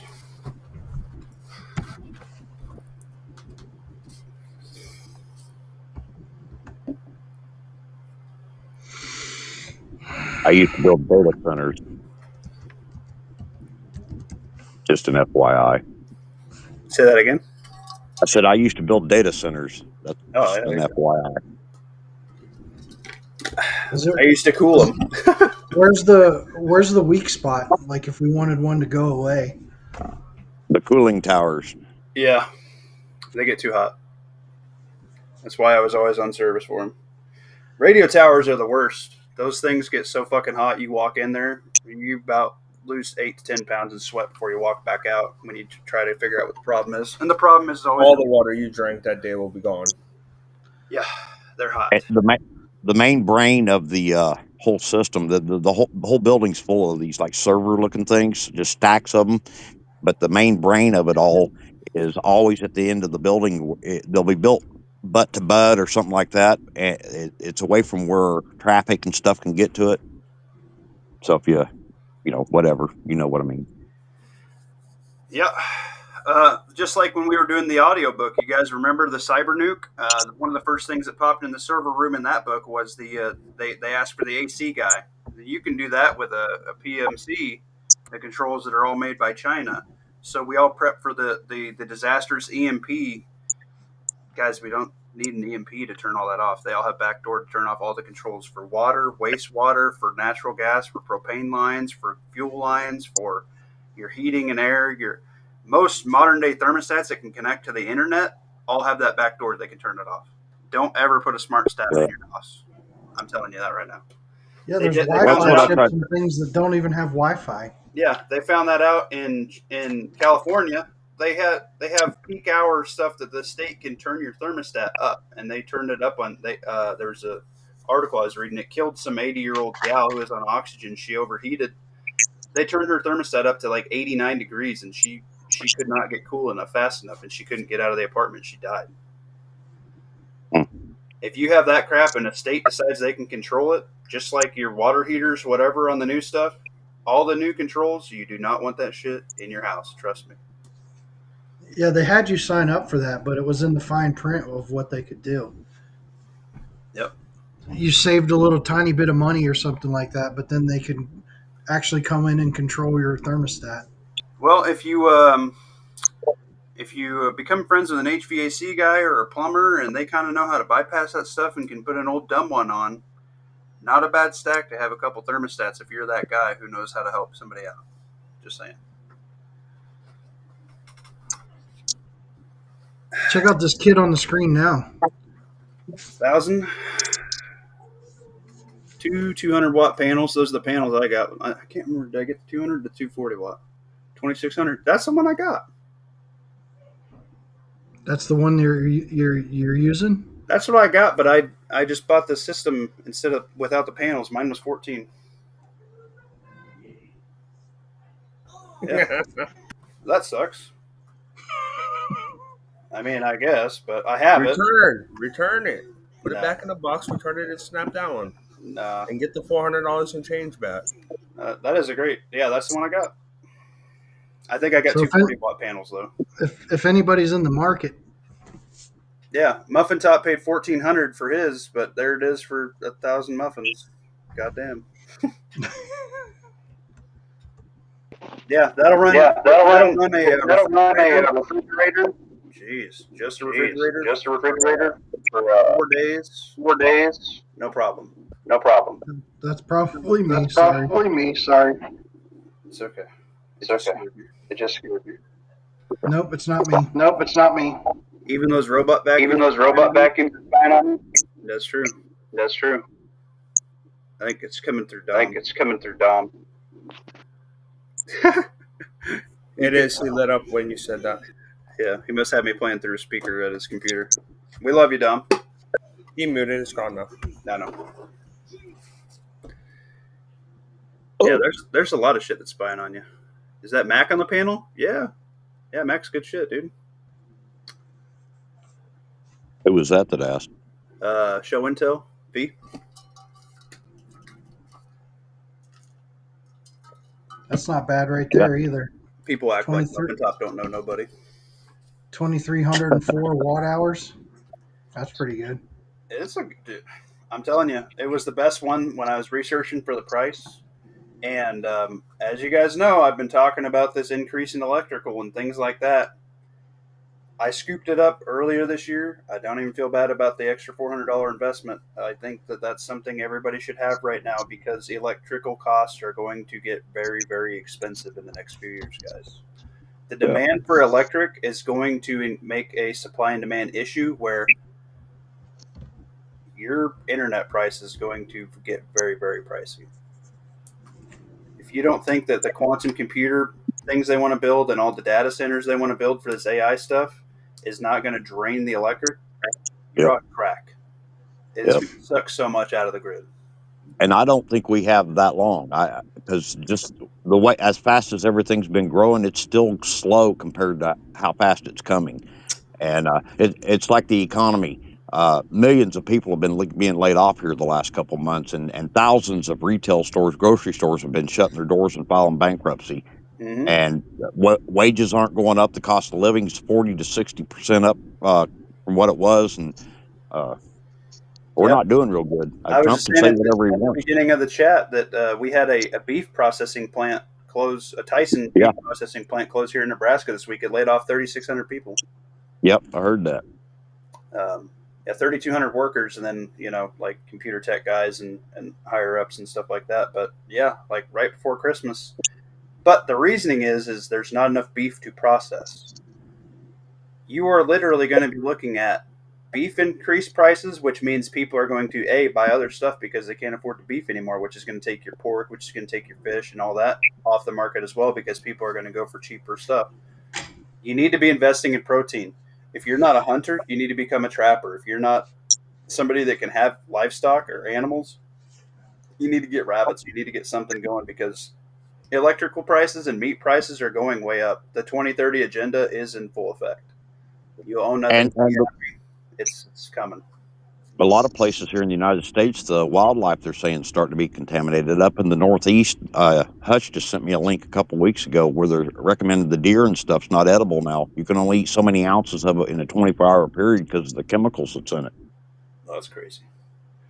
Yeah, I'll let you guys know if we see any abnormalities with our deer. But as you guys know, I've been cutting deer since I was 8, so we got no problems cutting deer now. Hopefully, I get a few more. So currently, I got half of one that I cut up earlier in the season. It was basically a fawn. This will probably be the first year in 30-some years I haven't even got a deer. I'm probably not even going to make it out this year. Damn. Yeah, I'm going black powder. I couldn't. Obviously, I had surgery right before rifle here. We got a 9-day rifle season, so I was out for that. It was rough. They had corn up. I think the people that I hunt with, we only got 2 bucks. A little 3x3 whitetail buck and a decent 4x4 muley buck. But a lot of our tags go through black powder, so we'll be okay. I saw a big boy on the side of the highway. I almost took him out with my Kenworth.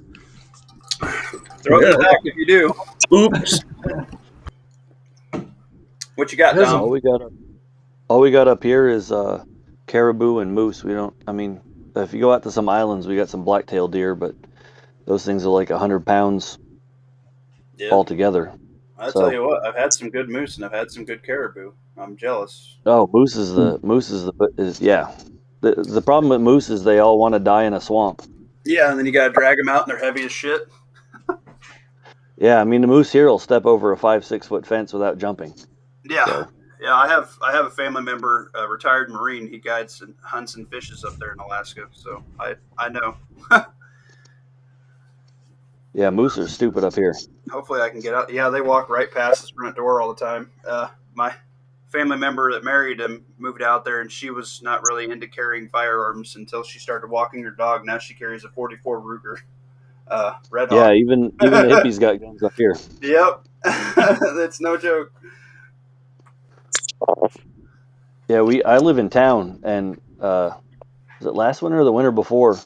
We couldn't let the dog out to go pee for like 4 or 5 hours because I could not get this moose to leave the front yard. I Yeah. was hitting it with a slingshot with dog food and then rocks. And moose are apparently smarter than I thought because it figured out where the pain was coming from and it charged me even with the slingshot from 30 foot away. Oh, shit. Yep. No joke. Show Intel said hey to you, Mac. Hi, Show Intel. I stop in on our show once in a while. Yeah. That's a good swath of topic that we had in there. Man, we've been going for 2 hours. Look at that shit. The shadow moved. This time I'm sure of it. That has to be a real unicorn, right? Where are you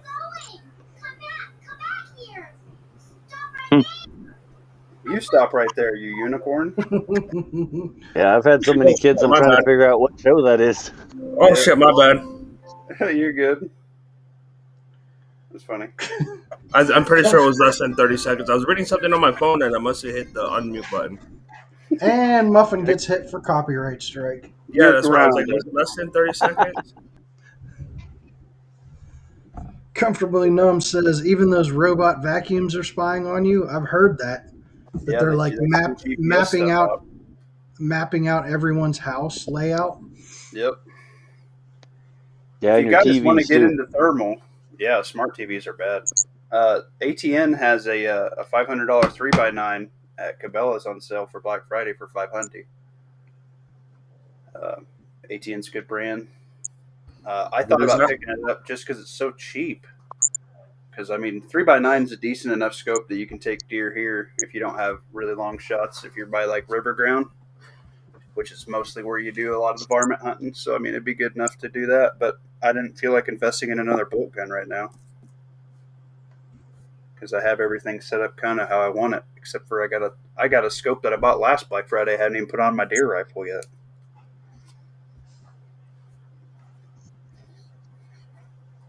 That Yeah, I was Arkin. thinking if I did some kind of night vision, it'd be thermal, because I could still use that in the summertime when it's light out all the time. Yeah. Yeah. 'Cause- I use it. Yeah, I'm using it during the day Well, too. the digital night vision scopes, they run. They're just a camera when it's daytime. Yeah. Yeah, you can put those on a rifle and use it as kind of like it'll have like a crosshairs, a digital crosshairs. That's why I like that the digital NBG 50. It has a rifle mount, so I could put it on a rifle as well. The other one does not.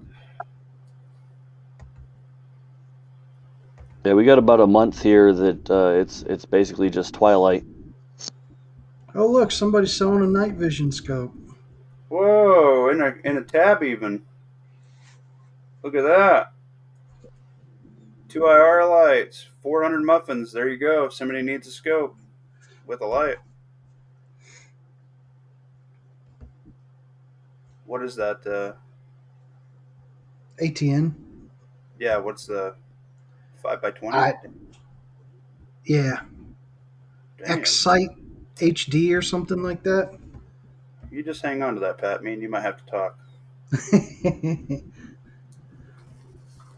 That's actually a pretty good deal.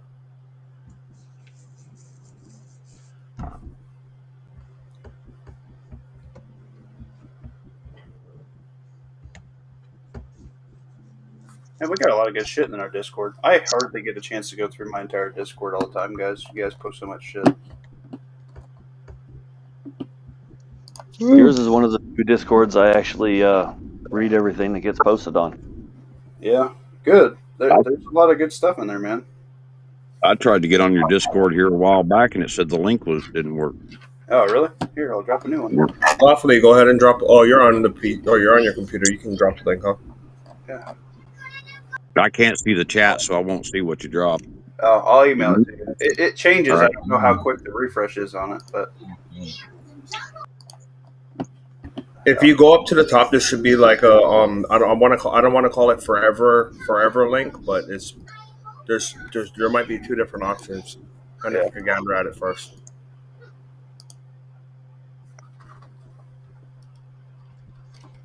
here, Mac, try this. I just emailed it to you. And I will say this though, yeah, your Discord has a lot of nonsense in it, so Yeah, you can gander at everything in there. it does have some nonsense, but that's okay. No, I said it doesn't have a lot of nonsense. I can't English. You can't English? Can't English. The island boy got you? By the toe. That's how your Discord is too, yeah. Did I tell you what, man? I've been on some people's Discords that were freaking nuts and like 2,000-3,000 freaking notifications, and I'm like, yeah, I have to leave that. I can't.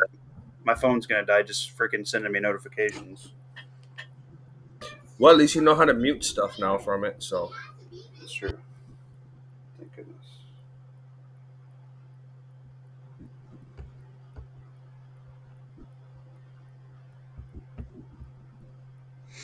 Well, anybody else got any sweet sales they're going to snag for Black Friday? Whilst we're talking about it, might have to do another stream later on it, but Walther PDP now through the end of the year get a free red dot. Here we go.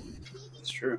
That was a good Do you deal. have a moment? Do you have a moment to talk about our Lord and Savior, the Walther PDP?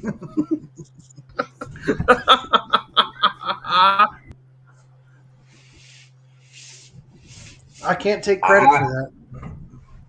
There's nothing wrong with a Glock, but if you're ready to like elevate your game, step up into something a little nicer. I don't know about that. P365 The one name brand gun on the market, ergonomically optimized to be a slide rider dot equip pistol. It's the Walther PDP. All the others just took what they were already making and cut out a slot on the slide. That's all I need, baby. Triggers, ergonomic, quality. Here's a dumb I question. do have Why two don't they Walthers, put- but Go for Patton is a dumb question. why don't they put red dots on the front of the slide? Because that's your just like you. Why wouldn't you put a scope on the front of your rifle? Well, there's no eye relief to a red dot, and the further away from your eye it is, the smaller the housing appears. Because of the holstering. Yeah, you stick that down your pants. You want that at your front sight? Yeah, I could see that. You silly. Like that would be ideal. Like technically on your AR, if barrel harmonics were not an issue, like if you had a super rigid handguard that retains 0, you can mount your red dot on your AR way the fuck out there at the end of the handguard. Yeah, but that's going to be your point of failure is the handguard moves, yeah. Not if you had like a mono upper, that would be pretty sweet. Mm-hmm. I could see that. We're getting into logistics that don't need to be gotten into. That's what I'm saying. It's not logistics, it's mechanics. Yeah, that's true. Wrong word choice on my end. Sorry, Walther freaking God. I knew what You, you meant. Muffin Top, are you thirsty? My bladder's full. No, I have ice water right here. Thank you. You were talking earlier about how all the meat and stuff is going to get stupid expensive and start going away. I just bought a smoker, you asshole. Why didn't you tell me this 12 hours ago? Well, you've now fallen in love with my favorite hobby. Get ready to start stockpiling meat. I will say you might want to look at some alternative meat sources. See if you do have a deer ranch or if you have a elk farm or something like that near you, because I guarantee you, not everybody, especially normies, aren't going to think about that as a food source. But we buy an elk about every other year from this elk farm we have here.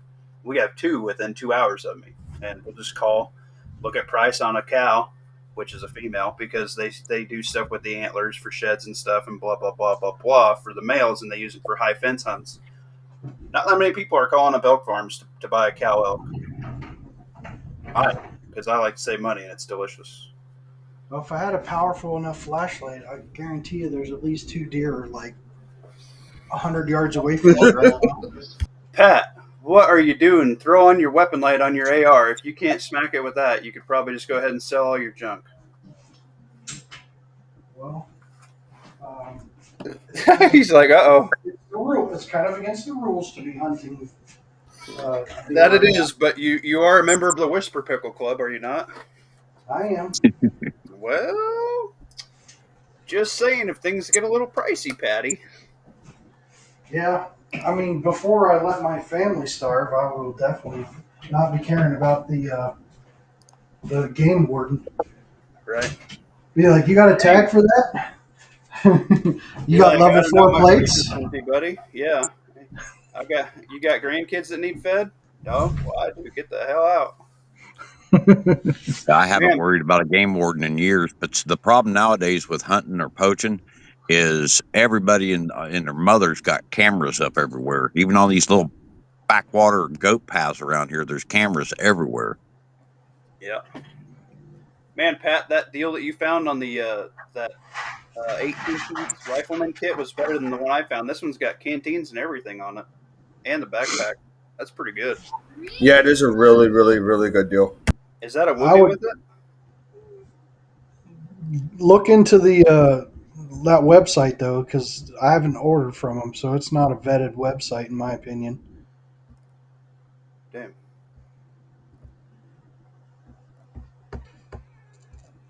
Where'd it go? I don't know. I might have to pick one up. That is better than the one I found by a little bit.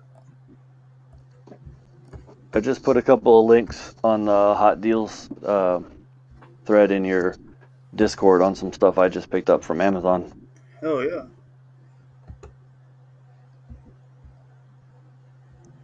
And it's I don't like got the how in the cable picture he's using an electric saw for that thing though, but I mean it's a solid deal. back. That is a good fucking deal. Comes with a Camelback too. I can't tell if that's just a Woobie or if that's a. I think it looks like a Woobie, don't it?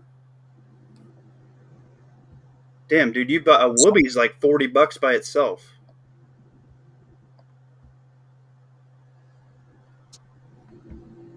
How far up is that damn thing? There it is. I have to buy it.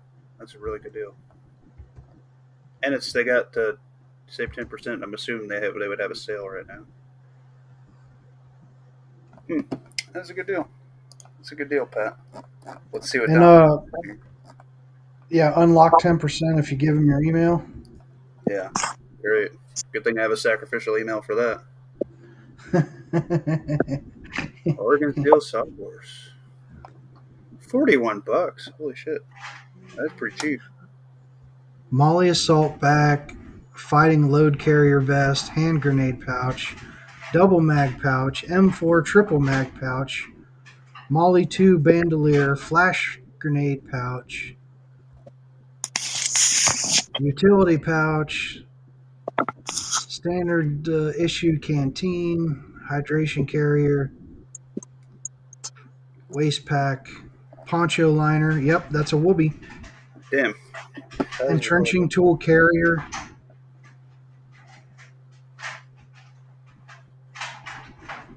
Two bandoliers. Is it two bandoliers and two canteens kits, or just one of each? I see 2 canteens. I don't know about. I don't Yeah, see if you canteen scroll down carriers. further, it's got two bandoliers. But the rucksack too, like, just saying, right there. Honestly, here, let me put it on the screen. Hold on, because this is what most preppers need to pull their head out of their ass and save money and not be retarded on buying gear. And I know it goes against like the custom sew shops and everything, but let's be real. For the money, is it? Let's see what's going. For the Get a money, lot of shit this is for it. 100 muffins. Okay, 100 muffins for all this stuff. You get a LBV, you get a Camelback, you get 2 canteens. I don't know if that's a hat or not. You get an entrenching tool. You use these for GP pouches, mag pouches, whatever, radio pouches. You get the backpack. You get a Woobie. For what this is, seriously, you throw your mags on here, your plate cards, 6 mags on there. You could throw your grenade pouches on there if you wanted to put some extra crap in there. I think this is double pistol pouch. Throw this on. You're good to go. There's 2 bandoliers, so you can have one in your truck or one in a bug out, throw somebody. This is honestly all you need for a kit. You really do not need anything more than this for your kit. You do not need more than this for your kit. You are literally trying to be high speed, low drag, cool guy operator. If it's not your job, you really don't need it. If you want to have people prepped up and you have 2 people, or this could be an entire buddy kit, whatever. Honestly, you could probably, with the crap that you have in your house, you could probably make 2 kits with this, with some other crap you have laying around, right, that you're not even touching. You get 2 people strapped up, ready to battle with this. And you get a Woobie. Those are really great. You want to talk about having a wool blanket in your car? You have a wool blanket and a Woobie in your car, you're pretty much good. Just saying. I just discovered these today. Yeah. I don't know if I like those that much. Instead of the nasty ass old government issue plastic, I think I'd go with the Nalgene. Yeah. and it's Nalgene brand. It's not like cheap Yeah. Chinesium. That is true. I tell you what, man, I really like my Nalgene bottles. Those things are pretty great. And these, fit with the canteen cup and in the canteen pouches. I think I'm gonna grab a couple. That rucksack is too green, desert green though. Oh yeah. Diet, yep. Diet and do pine green. I sent you the video. Yeah, I seen it. You can RIT dye them, whatever color. Yeah, see, I would do light tan RIT dye for all my stuff because it fits most of my seasons here better. If I want to green it up, or get some foliage, or if I want to white it up, get some strips of cloth. Patriot from Warsaw likes the pine green dye. I'm a brown guy.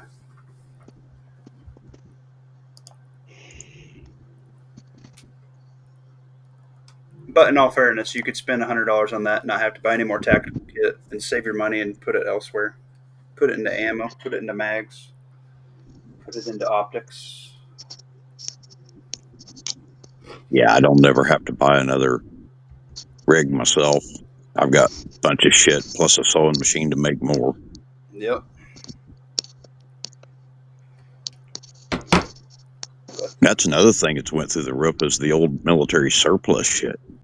It's because everybody's buying it because the economy's rough and they want to get tactical laid out. The uniformity of having 10 guys dressed up the same. It's a superiority complex. It's a mentality warfare. Yeah. And it makes you look like a harder target, having some sort of conformality, no matter what it may be.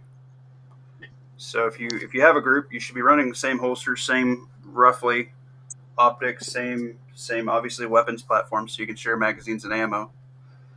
Same this, same that, same the other. If you get one guy running Smith and Wesson, one guy running a Walther PDP, one guy running a 1911, one guy running a Glock, well, that's your secondary. It's really not that big of a deal. Just run the same primary. Don't one guy be running an SKS, one guy be running a Mini 14 and an AK and an AR. That would be stupid. Yeah, that's the biggest thing. Your nylon gear is not that big a deal. Right. At the end of the day, just wear some decent. Just get some decent gear. If it runs for you, get your belt and the chest rig. At the end of the day, that's the most. If you want to have a plate carrier, get a plate carrier. I should look at some ceramic plates. That's what I should. Anybody that's seasoned and knows what they're doing is not going to be impressed with group uniformity. There's plenty of people that aren't. That's the thing. I can see having commonness of calibers and rifles, shit like that, mags, whatever. But as far as gear and stuff, think about it. If you had a ragtag bunch of pirates, I like to think of the pirate game where you have like Pirates of the Caribbean. They all look like shit on Johnny Depp's boat, and then you get like the people that attacked him. All those people had the same weapons and everything. That's what I want to be. Sorry, I don't want to be all the ragtag shit. There will be a certain percentage of group of people that will be enough to detain and keep them away from you, and that's the percentage that's fine because the lucky stray bullet out of a multiple retards aiming at you, eventually you will have issues with casualties and injuries. The least amount of gunfights you can be in, I'll take any psychological advantage I can. If that makes sense. But you have to have a group for that. And it's area specific too. It's like here in Inbredville where I live, everybody's related, and having them kind of situations are really few and far between. I mean, the next town is 4 miles one direction. I got another town another direction. Everybody's related. Everybody's friends around here. It's not like there's going to be ragtag or anything like that running around in opposition against the next town for the most part. Mm-hmm. Now, if I was in a different environment where or closer to Kansas City, maybe where neighbors don't know each other and shit like that. Right, and Realtree camo can be a standard, like whatever you decide for your camo. If everybody wants to have M1A Woodland, if everybody wants Frac T, if everybody wants to wear Arctic camo, whatever. If everybody wants to wear a red hoodie with blue jeans, well, everybody run that. Like, that's fine. It doesn't have to be super tactical either, you know. I think the civilian versions, like you're saying, like the real tree and mossy oak and all that kind of shit will be more prevalent than a lot of military stuff. And as far as just basic people, I'm a I see fan of no dark more. blue jeans and then just like a fatigue jacket, because that way, if you need to rip it off and be, subdued, like urban subdued, then you can. But then if you're Yeah, navigating in a wooded area, like the forest floor kind of covers you up to the waist, let alone once you take a knee. Right. yeah. My favorite pants are just 501 Levi's, and you can smear mud all over them, paint them, put grease on them, whatever, and you don't have all the bagginess that hangs up on everything. And I tell you what, man, some Duluth tan or green freaking pants. I'm telling you, workman's yeah, pants. Get you yeah, some those are nice good. cargo pants or something like that. Yeah, They work, man. yeah, they're not baggy like BDUs. Right. Dang, LA Police Gear got freaking level 4 ceramics for cheap.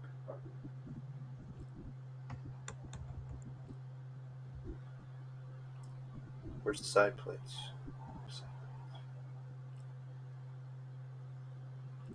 Hmm. That is something I need to invest in because I am broken with some ceramic plates.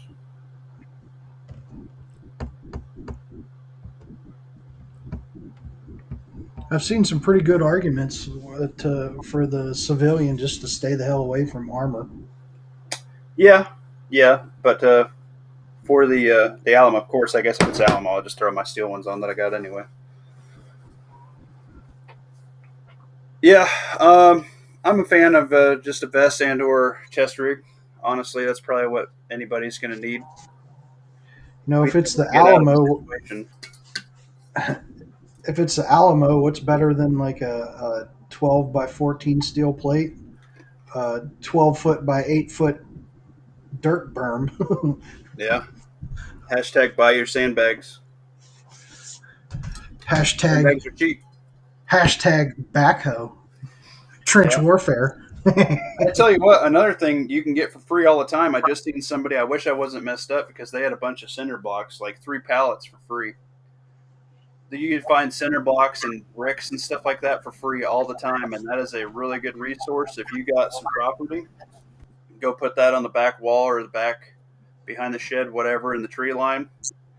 Some cinder blocks with some sand, and then put some sandbags in the front and the back of that. Pretty good spot. Just saying. I thought you were gonna say feed bags, because my mom gave me a whole stack of those. Those are some giant ass sandbags, earth bags, whatever you want to use them for. Yeah. That's what I use. That's what I say for seed bags or sandbags is like the dog food bags that are made out of the breathable material, and seed sacks like your grass seed comes in. I've got a bunch of that from when I was doing fiber, Yeah. and they last. That stuff lasts forever out in the weather. I take all that. Just saying.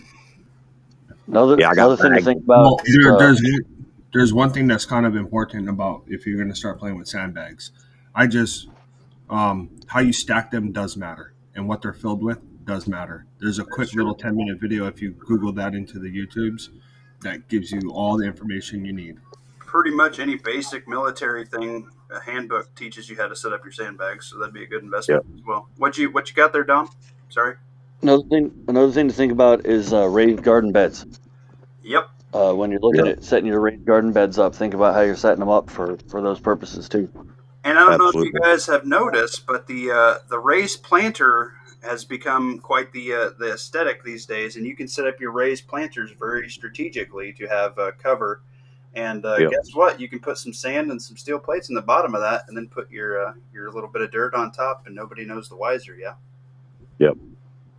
Several of my raised beds are just mounds of dirt, about 3 foot high and 6 to 8 foot across. Mm-hmm. Flagpoles, your mailbox. You can do some strategic cover in plain sight, and normies just think, oh wow, this guy had made something look really really nice, and then that's all they need to think about it. forget Yep, the guy's absolutely. name. Forget the guy's name. He was doing some videos and he was doing some testing on earthworks and sandbags and stuff. And if I remember right, it takes about 24 inches of dirt or sand to stop a rifle round, like stop dead. Depends on So the rifle. just think, like one or two rows of sandbag, you think is cover, and it might not be. Well, that's why No, the I would think you materials want that the you fill cinder them up blocks with and the matter. bricks in there and the metal. If you go to anybody that does metalworking shop, you can buy scrap off of them, and sometimes you can get some pretty long pieces of scrap. You can get some 1/4 inch thick metal, and you get some concrete. You get some sand mixed in there. The conjunction of them, the materials is obviously the better whatnot. But you get some cinder blocks with some concrete mix, which may be something that you might want to keep on hand in SHTF is have some concrete. It's kind of hard to keep sometimes, but if you can keep it dry and you can keep it usable, some concrete goes a long way in SHTF. Yeah, I was kicking myself. Some dude was selling 200 bags of 50-pound bags of concrete for $2 a piece. Damn, that is cheap. Yeah, I was in freaking out west. I couldn't go get it. I was kicking myself. Damn, you should have your boy go get it. The handbooks, as far as stacking the sandbags, they tell you what different materials do what when you're stacking and how to mix them together. Mm-hmm. But I love free. I'm letting you guys know you can get cinder blocks and bricks for free all the time. Just watch Facebook Marketplace and stuff. You can also get appliances for dirt cheap. People throw away their I scrap them for some cash. Sometimes we'll go out and get some trailer loads of appliances and whatnot. Just why not if you're bored? But you can go get you some dryers and stuff, and then you can fill them up even more. That's some extra scrap metal in there, and fill that with some concrete. And, just saying. Always wanted to get a bunch of those plastic like Jersey wall things that are empty. Mm-hmm. You fill them up yourself, so you can just move them around, put them where you want them, and then fill them up. But then after watching that, I don't think they wouldn't act as cover like I thought they would. I think that if you're somewhere that's paved, especially if you had to do it city dwelling or whatever, you get some dumpsters with some wheels and 4 or 5 really strong guys, and you push that around with some concrete bricks and some sand in there. Yeah. Really good mobile cover.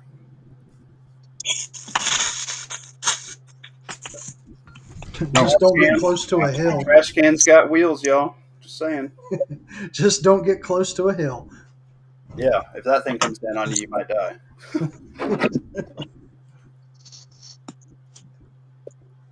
Yeah, I've done a video, I don't know, 3-4 years ago about the garbage bins that people, have out sit out by the road that roll around. Yep. But those are perfect. You can fill them up with dirt. Every neighborhood has a bunch of them. Even out here in the middle of Nowhereville, anybody that has garbage service has them. Oh, yeah.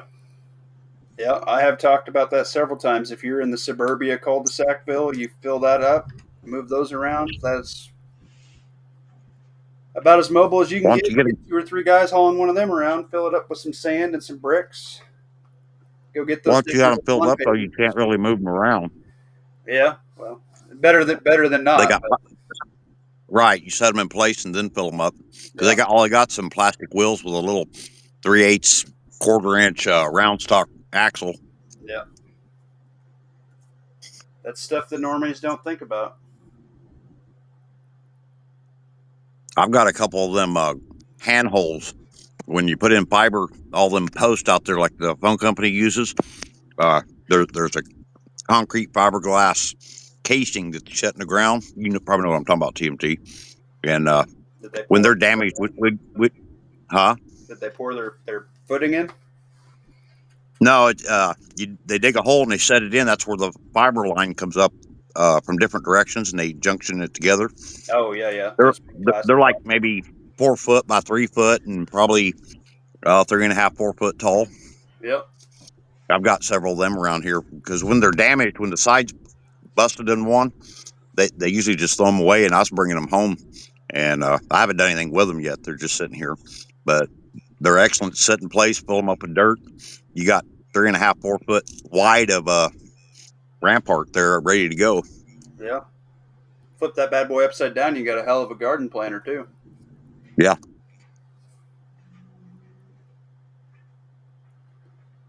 Look at that. That was Getting a my- good array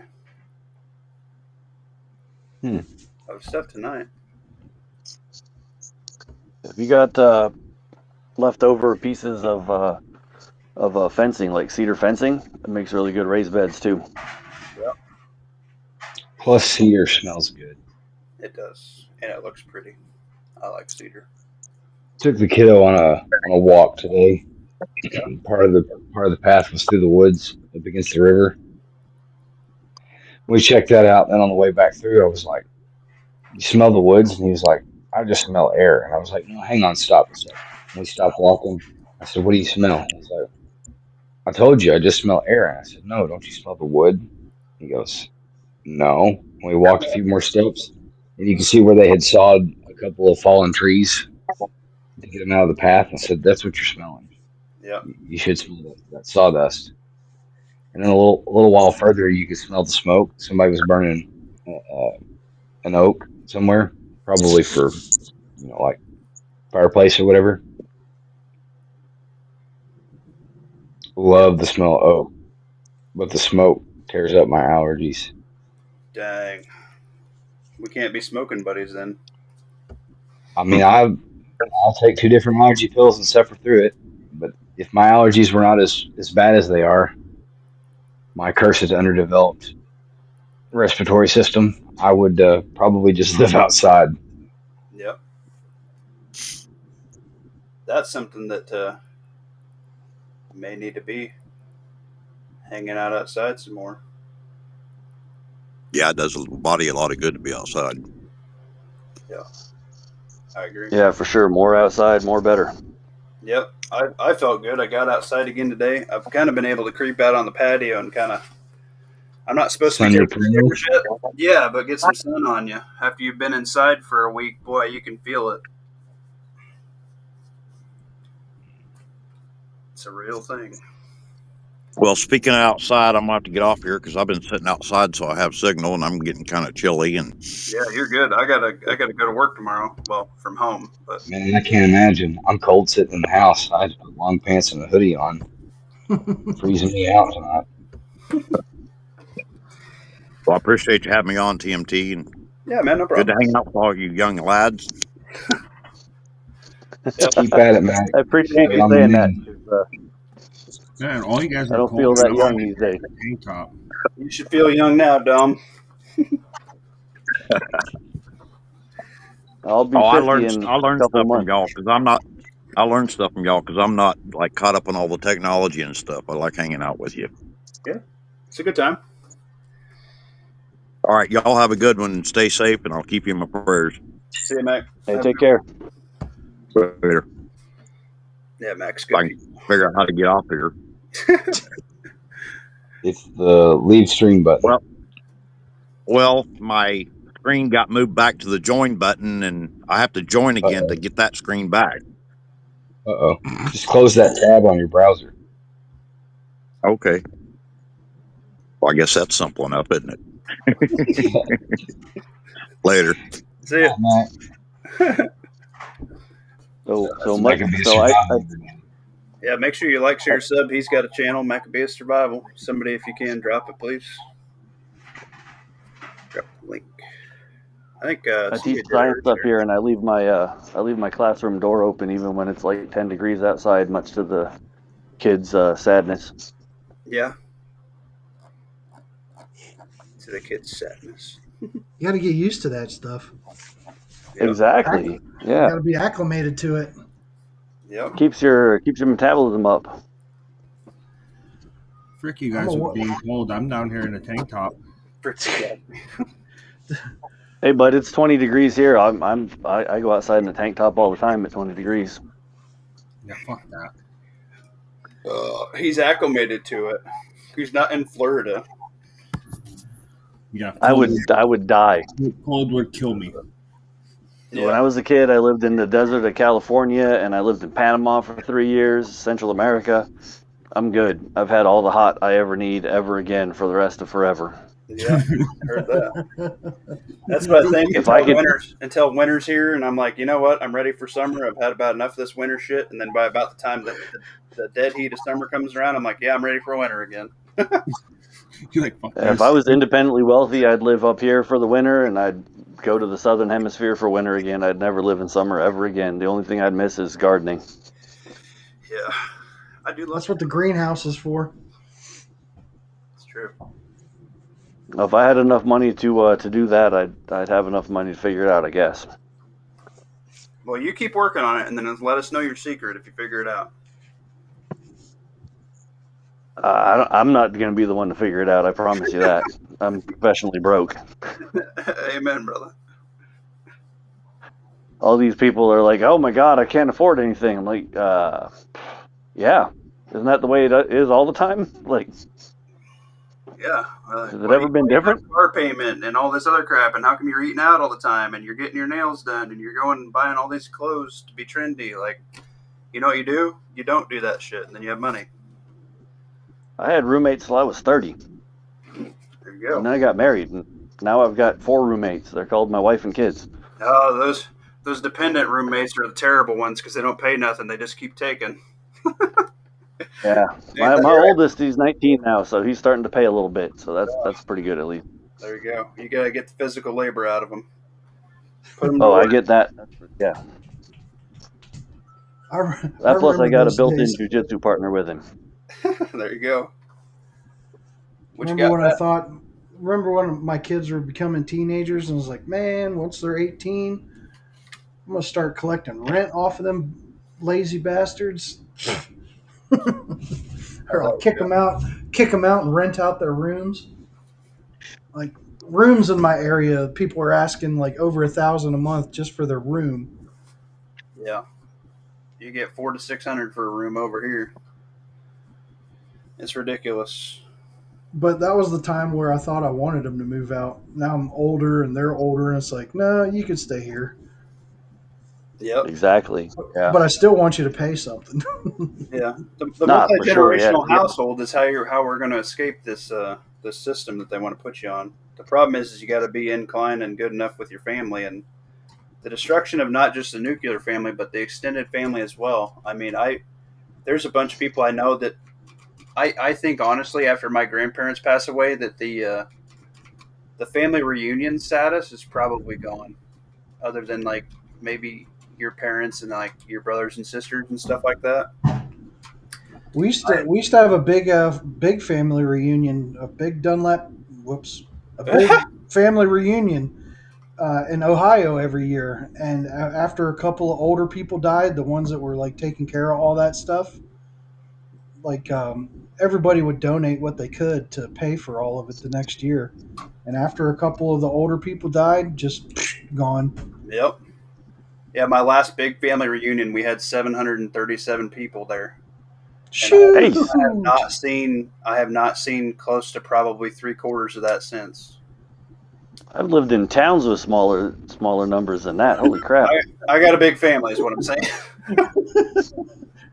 Well, we know what y'all like to do on them cold winter nights. Yeah. See, back in the day, great grandma and grandpa. My great grandpa came from a household that had 14 kids. Him one of 14, and my great grandma came from a household where they had 11 kids. Well, they each had, I think they had a total of 12 kids, but 2 of them died. So 10 kids birthed the start of the giant prepper family for me. So I'm 4 generations down. Well, that's I how only it got was one. back then. You know, you needed your kids to help you freaking, do your shit. So you Yeah. had a bunch of kids. Like, my great grandmother had nine kids, and they were considered not that big of a family during that time. For the Isn't what that they were. disgusting that's how cost prohibitive they've made having children is, where now most It's people fucking have disgusting. 3 and under is a pretty average. Yeah, my wife's she's one of 2 and I'm one of 4. Yeah. So my biggest regret is only having 3. You know, I'd like to have one if we could get guaranteed a girl for my wife to have the girl experience. But at the same time, her dating, I'd probably have to kill a lot of young men. Oh, dude, I've got a 19-year-old and a 13-year-old boy and a 4-year-old daughter. Thanks COVID lockdowns, but Had to get busy, huh? well, you got to do something when you're stuck in the house for 3 months together. You're in Alaska. How did you guys get locked down? It's like the last bastion of freedom. I mean, Did compared you to other tell them to go places, it fuck wasn't too themselves? bad, but like I work at a residential high school. Like the kids live there for 22 weeks, Oh, yeah. and they kicked all the kids out, which was absolutely stupid. Like they're locked down on a military Tell them base. you're in Like, Alaska, though you'll be fine. yeah, I mean, plus Jeez. I won't get into it on your channel, but yeah. I must have more freedom. I'm not gonna complain though. Like we got that daughter that you're talking about, so my wife was pretty happy. Congratulations. At least you had fun. I had to work though. There was no shutdown for me. It was just every day. Well, you got to put the work in. Yeah. You freaking unessential bastards. Me and the wife had to keep going to work. You guys had to play video games and have sex all day. Well, and that's the funny thing is like she's been stay-at-home mom for most of our marriage, but during COVID she worked for like 2 years, just because of COVID. So dang, she made as much as me. I was kind of actually pissed. I've been working at the same place for 16 years, and she was making the same as me. I was like, what the heck? I'll hold my tongue because it was the best times and the worst times. Well, I'm happy I that did we half. all. I worked during half of it and I took the other half off. I'm glad that we all got the betterment out of it if we could have. Yeah, I got as good as you could get. It was just business as usual for Muffin Top. Yeah, my wife was pissed. Yeah, I got to take the layoff, and I got the maximum of what my state paid me in unemployment, and plus we got that extra federal on top of it. And so I got to stay at home. My wife, she worked at a grocery store. She had to work the whole damn time. Yeah. Speaking of that, if you do get the $2,000 check, I don't know if that's combined household or if that's singular employment. If you do get it, don't blow it. This is what you do to get ahead. You need to invest it. Don't act like you don't even have it. Invest it in your future. Get into the stock market with it. Just leave it there. It'll be the best thing you can do for yourselves. That's the best way to get out of the government control. Get your Fidelity, get your Schwab, get your whatever free account. You can drop $7,000 a year into it if you're under 50, $8,000 if you're over 50. Put it in there and never look at it again. You'll appreciate it by the time you retire. Yeah, that's what my son's looking at doing. Yep. Need to get him on there. If I get At 19, if he starts doing it at 19, he'll be set. Yeah, if you put $100 in, if you're 19, every paycheck, you'll be a multimillionaire. You'll be fine. Yeah, assuming there's still money. Yeah. I wish I could. Well, I think there'll be something. I wish I would have invested more when I was younger, because time's your best investment on there. It's not necessarily the amount of money you can put in. It's the consistency in time. If you put $100 Compound in. interest. Yep. Yeah, that's what needs to be taught in school right there. They'll never teach that in school. They want to teach you to be broke because you'll be a better slave that way. Well, that's one of the things I like about where I work. We actually teach them that. Good. Yeah, I know we have home ec here still, and when I was in high school, and I know people that are a couple years younger than me that don't know how to sew, don't know how to cook a meal for themselves. They do like the box meals, like the whatever they deliver crap to your house, and it comes in a meal, and that's what they eat. Wild. I'm like, what? Yeah, it's like, what do you mean you don't know how to cook you don't know how to cook a meatloaf or something? You don't know how to make chili? You don't know how to make any basic. You don't know how to make spaghetti. You don't know how to make any basic middle a pot of stew. Yeah, you don't know how to make all the cheap, easy crap.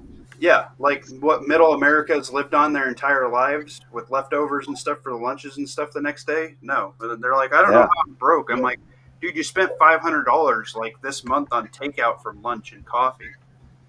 You don't think Yeah. $500 you could do something with? I can feed my whole family of 4 the whole month almost with that much money. Yeah. Oh, Yeah, same here. Heartbeat. It's like, I don't and still understand. probably have some stuff put away for extras. Yeah, and that's why I think that the younger version thinks that the quote unquote boomers are stupid and don't know what they're talking about, and they don't need to have any say in what's going on, and they don't know anything about technology. Dude, who do you think invented the phone and all the technology we have now? It's the boomers. Hello. If you Yeah, don't the think problem is, they know what they're doing, I spend $120 a week on food, yeah, and like, but that's with stacking shit on the side. you have to live way, Yeah. way below your means. And I learned that at a very early age. And I don't understand. yeah, I think we all got that in common. We're all old school broke. All these new broke kids, they don't know how to do it. Yeah, they're like, well, you have a nice truck and you buy guns all the time. I'm like, yeah, but this is what I do that. This is my fun money and this is how I do it. And they're like, well, I don't know how to put in an HVAC system or do drywall or go split wood for somebody. Or I'm like, guess what? I didn't either until I learned. Go figure it out. I'll go put It's in not- a Maybe you just put in a good comment extra too. cash. You know, I'll work on a snowblower and some lawnmowers for some extra cash. Watch a YouTube video, learn how to do it, figure it out. My oldest boy, he goes and shovels the neighbors whenever it snows. Makes usually he'll make 60+ bucks every snowfall. Heck yeah. I did that since I was 12. I've been cutting yards and scooping snow since I was 12, and then detasseling. You can detassel in Nebraska when you're 12. That was my money. What's detasseling? You go in, they Corn. have this, yeah, for corn. They have this machine called a Haggie. And so corn, it's one male plant, and then you get 4 to 6 or 8, depending on how big the field is. Female plants, and then you get another row of male corn, and the Haggie goes and it pulls the tassels out. It's kind of like taking their virginity, and that's where the spore of the male corn goes in to pollinate the plant. Well, the Haggie can only rip so much. It's just 2 wheels that go down, and it pulls all the leaves and everything off. Then you send kids down, and they manually pull the extra tassels that didn't get Yeah, stuff. so all the female corn gets germinated. Yeah. Yeah, makes sense. Yep. So obviously that's region specific for children to work, but yeah. I was doing yard work since I was a fucking kid and getting Man, paid. when I was 12 years old and I had $800 after working 3 weeks in the summer, I thought I was king shit, man. $800 Oh heck yeah! years old. Damn. I bought all my When I was in, that. Bought me a mountain bike. It was awesome. And then when the Nintendo DS came out, I bought that and some Pokemon, and I was like, oh yeah, on cloud 9. when I was a kid, $200-300 after a summer was wild. Yeah. Oh yeah, detasseling, you make some good money. Well, And then I you was get setting cheap up- for sports too, because you're sweating like a motherfucker. It's like 140 degrees in the cornfield. I was getting $100, $200 a weekend working when I was freaking before I was even a teenager. And that'd be like walk to school in the morning. You can stop at the 7-Eleven, grab you a drink or whatever. Like always have money in your pocket. Set for Life by Scott Trench. Is that a book, Pat? Yeah. Because you can save your pennies all you want, but what's your biggest expense?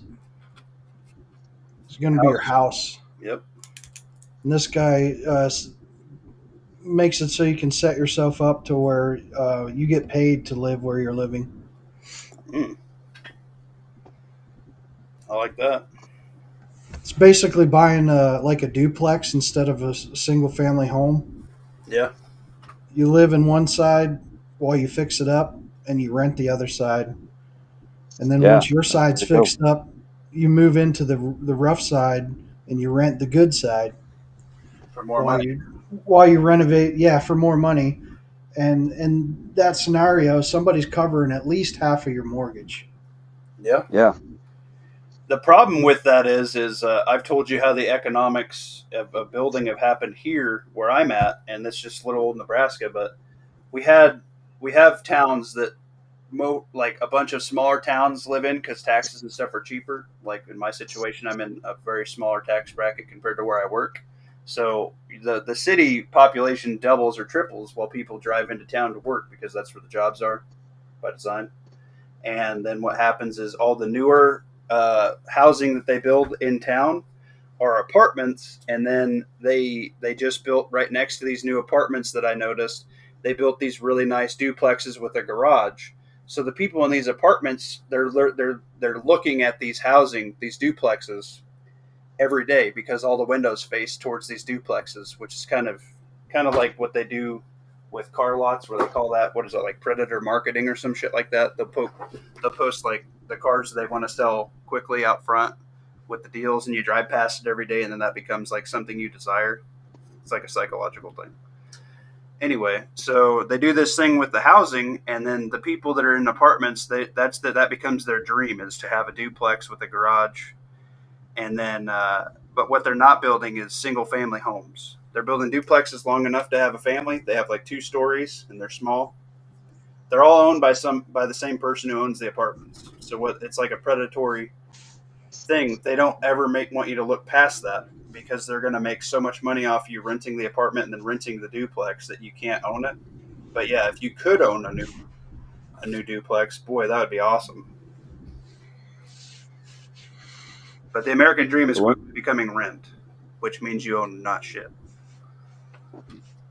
One of the other instructors where I work, he teaches on, we have study hall at the end of every day. And during study hall, once a month, twice a month, something like that, he teaches his 5-year plan, which involves buying a duplex or a fourplex and doing just that, living in it and fixing it up. And I don't know if it's a 5-year plan anymore. Maybe it's a 6 or 7, but yeah, that's it's definitely a way to go. We've had several students do that, and it worked out well for them. So yeah, if you can swing it, it's the way to go.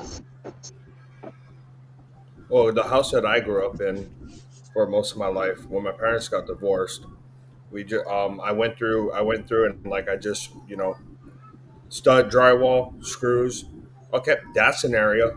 Stud, drywall, screws. That's another area. Made like 3 different areas to rent out. Yep. And then we killed the mortgage on it, and then freaking sold the damn thing. Yep. Yeah, the master plan for this location is that we pay it off in 5 years. Obviously, you guys know I just took kind of a break from YouTube, remodeling a bathroom, and we're remodeling everything how we want it. And then this will theoretically pay for my next mortgage at whatever we want forever, the forever home. So it's a game plan for this. Live well below our means, fix it up really nice, and then rent it out for a lot of money. Build whatever we want.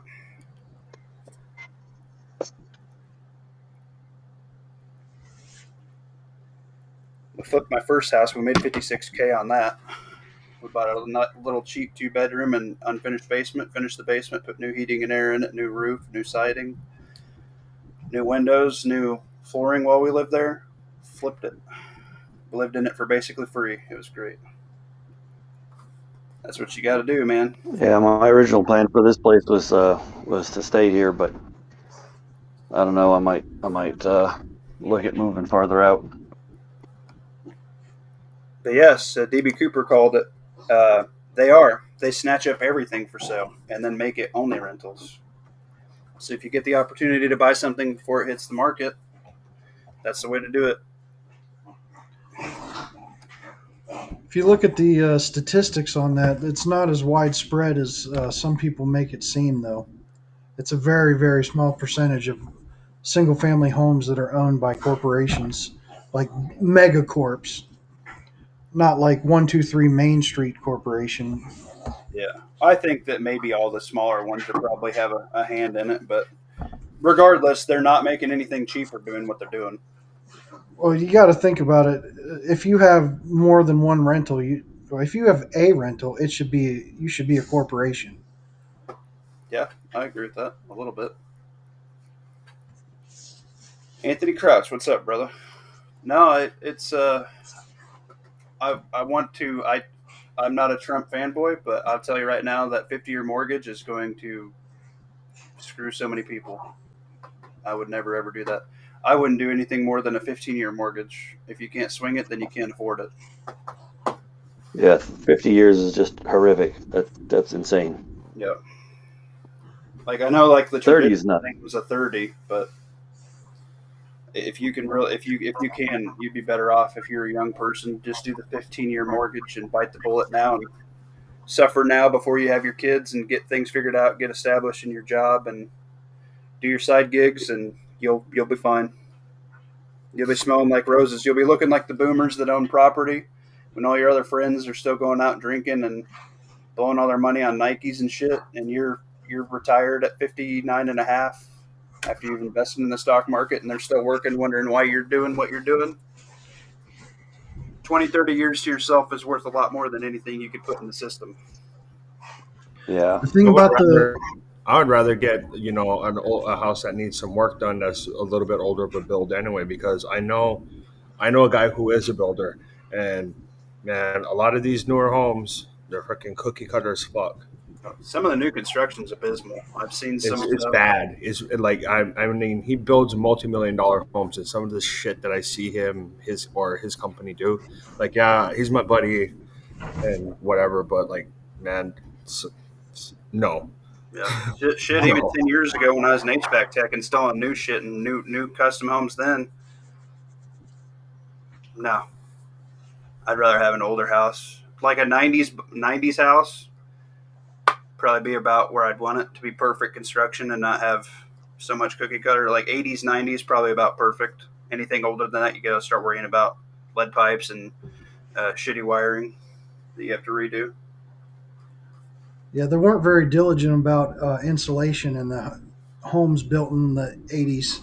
Yeah, 90s better on the insulation. I would say if I was going to buy one, if you got a 90s built house, you'd probably be as close to where you wanted a home to be. Insulation, piping, electrical wise. But when it comes to the 50-year mortgages, it's not like all end of the world. Like, yeah, if you only make the payments, you're paying like triple instead of double what your house is worth. But when you first start a mortgage, almost all of what you're paying is going towards interest anyways. Interest, yeah. Yep. Say a 30-year mortgage, like mine is $1,600 a month. Say if I took it out as a 50-year mortgage and it dropped to $1,200 a month, but I could still afford the $1,600. If I paid that extra, I would pay my loan down so much quicker. So it's not all like, unicorns and rainbows, a 50-year mortgage, but it's not the end of the world either. If you can afford to pay extra on it, instead of having the 30-year mortgage where you pay $1,600 and only like $50 comes off your principal. If you had a 50-year mortgage and your payment was only $12, well, that extra $400 would go towards your principal. Yeah. Yeah, even I was 40 before I could buy a house, and even then, we always put at least 50 extra bucks a month down. And then that circles right back to living under your means, Then that way you have the extra money to be able to throw at the things that are big. And then if you got to scrape by that month and only make the minimum, it's not the fucking end of the world.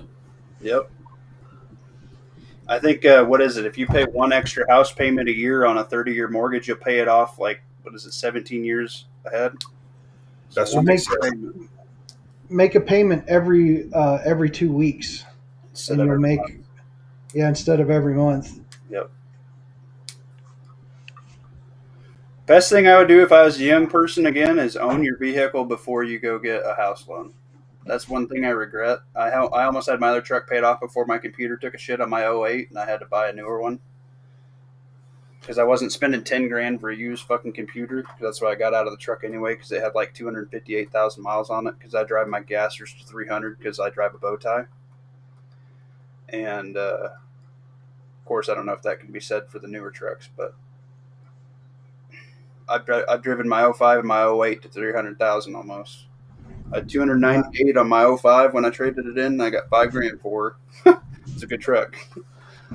My F-150 is at like 219 right now. Yeah. Rookie numbers, get it up. Oh, My don't stepdad had a 99 with over 400,000 on it, and he got T-boned. He was so pissed. He doesn't even like his new truck compared to that truck. He still wishes he had that one. I don't know. I'm pretty proud of the way that we did my wife's car though, because now it's got 60,000 miles on it and it's paid off. Nothing wrong with that. Super store, and it's a Toyota, so fucking bitch will run. Yeah, honestly, if I was going to buy a newer vehicle today, it'd probably be a Toyota. Tell you what, I've had my Sienna since 2012. It's a 2004, and I've only got like 180,000 on it. Yeah. Too bad we can't get those Toyota Hilux trucks over here, because I'd probably buy one of them in a heartbeat. Ooh. You can. Yeah. I've been looking. You can get them with the left-hand drive. You can get them left-hand drive at a decent price from some places. I'll send you some websites. Helping me about decisions or good decisions. That thing is a hardy truck. Yeah, it is. Lucky They got a handful of them. 100,000 out of a 10-speed trans anymore. Well, I'm at 150. I'll let you know how long I keep going, DB Cooper. There's actually a big guy that's about a state and a half away from you that has a bunch of them. Damn. And they're very reasonably priced. So I've been thinking about going up there and driving one down.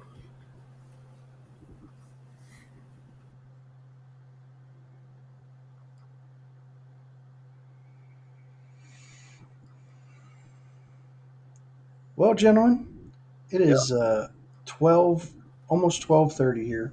It is 11:30 here. We're going to call it. We went for 3 hours and 6 minutes.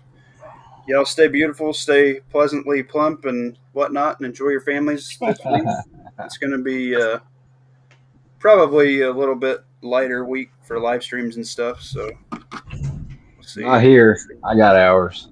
Well, Lawfully Armed will be locking down the weekend. Drink water. Thanks for the invite. Eat less. Yeah, Do Dom. more. Kiss your loved ones. Be merry. Stack stock, stick to the plan. Prep for the 80% Heck yeah. normality. Don't prep for the freaking UFO invasion to come over, and you'll probably be all right. I like that. Stack, stock, stick to the plan. I like that. That's somebody else. That's somebody else. Damn. That's another channel. I don't remember who it is, but I heard it on another channel. All right, see you, everybody. Later. Later, gents. Y'all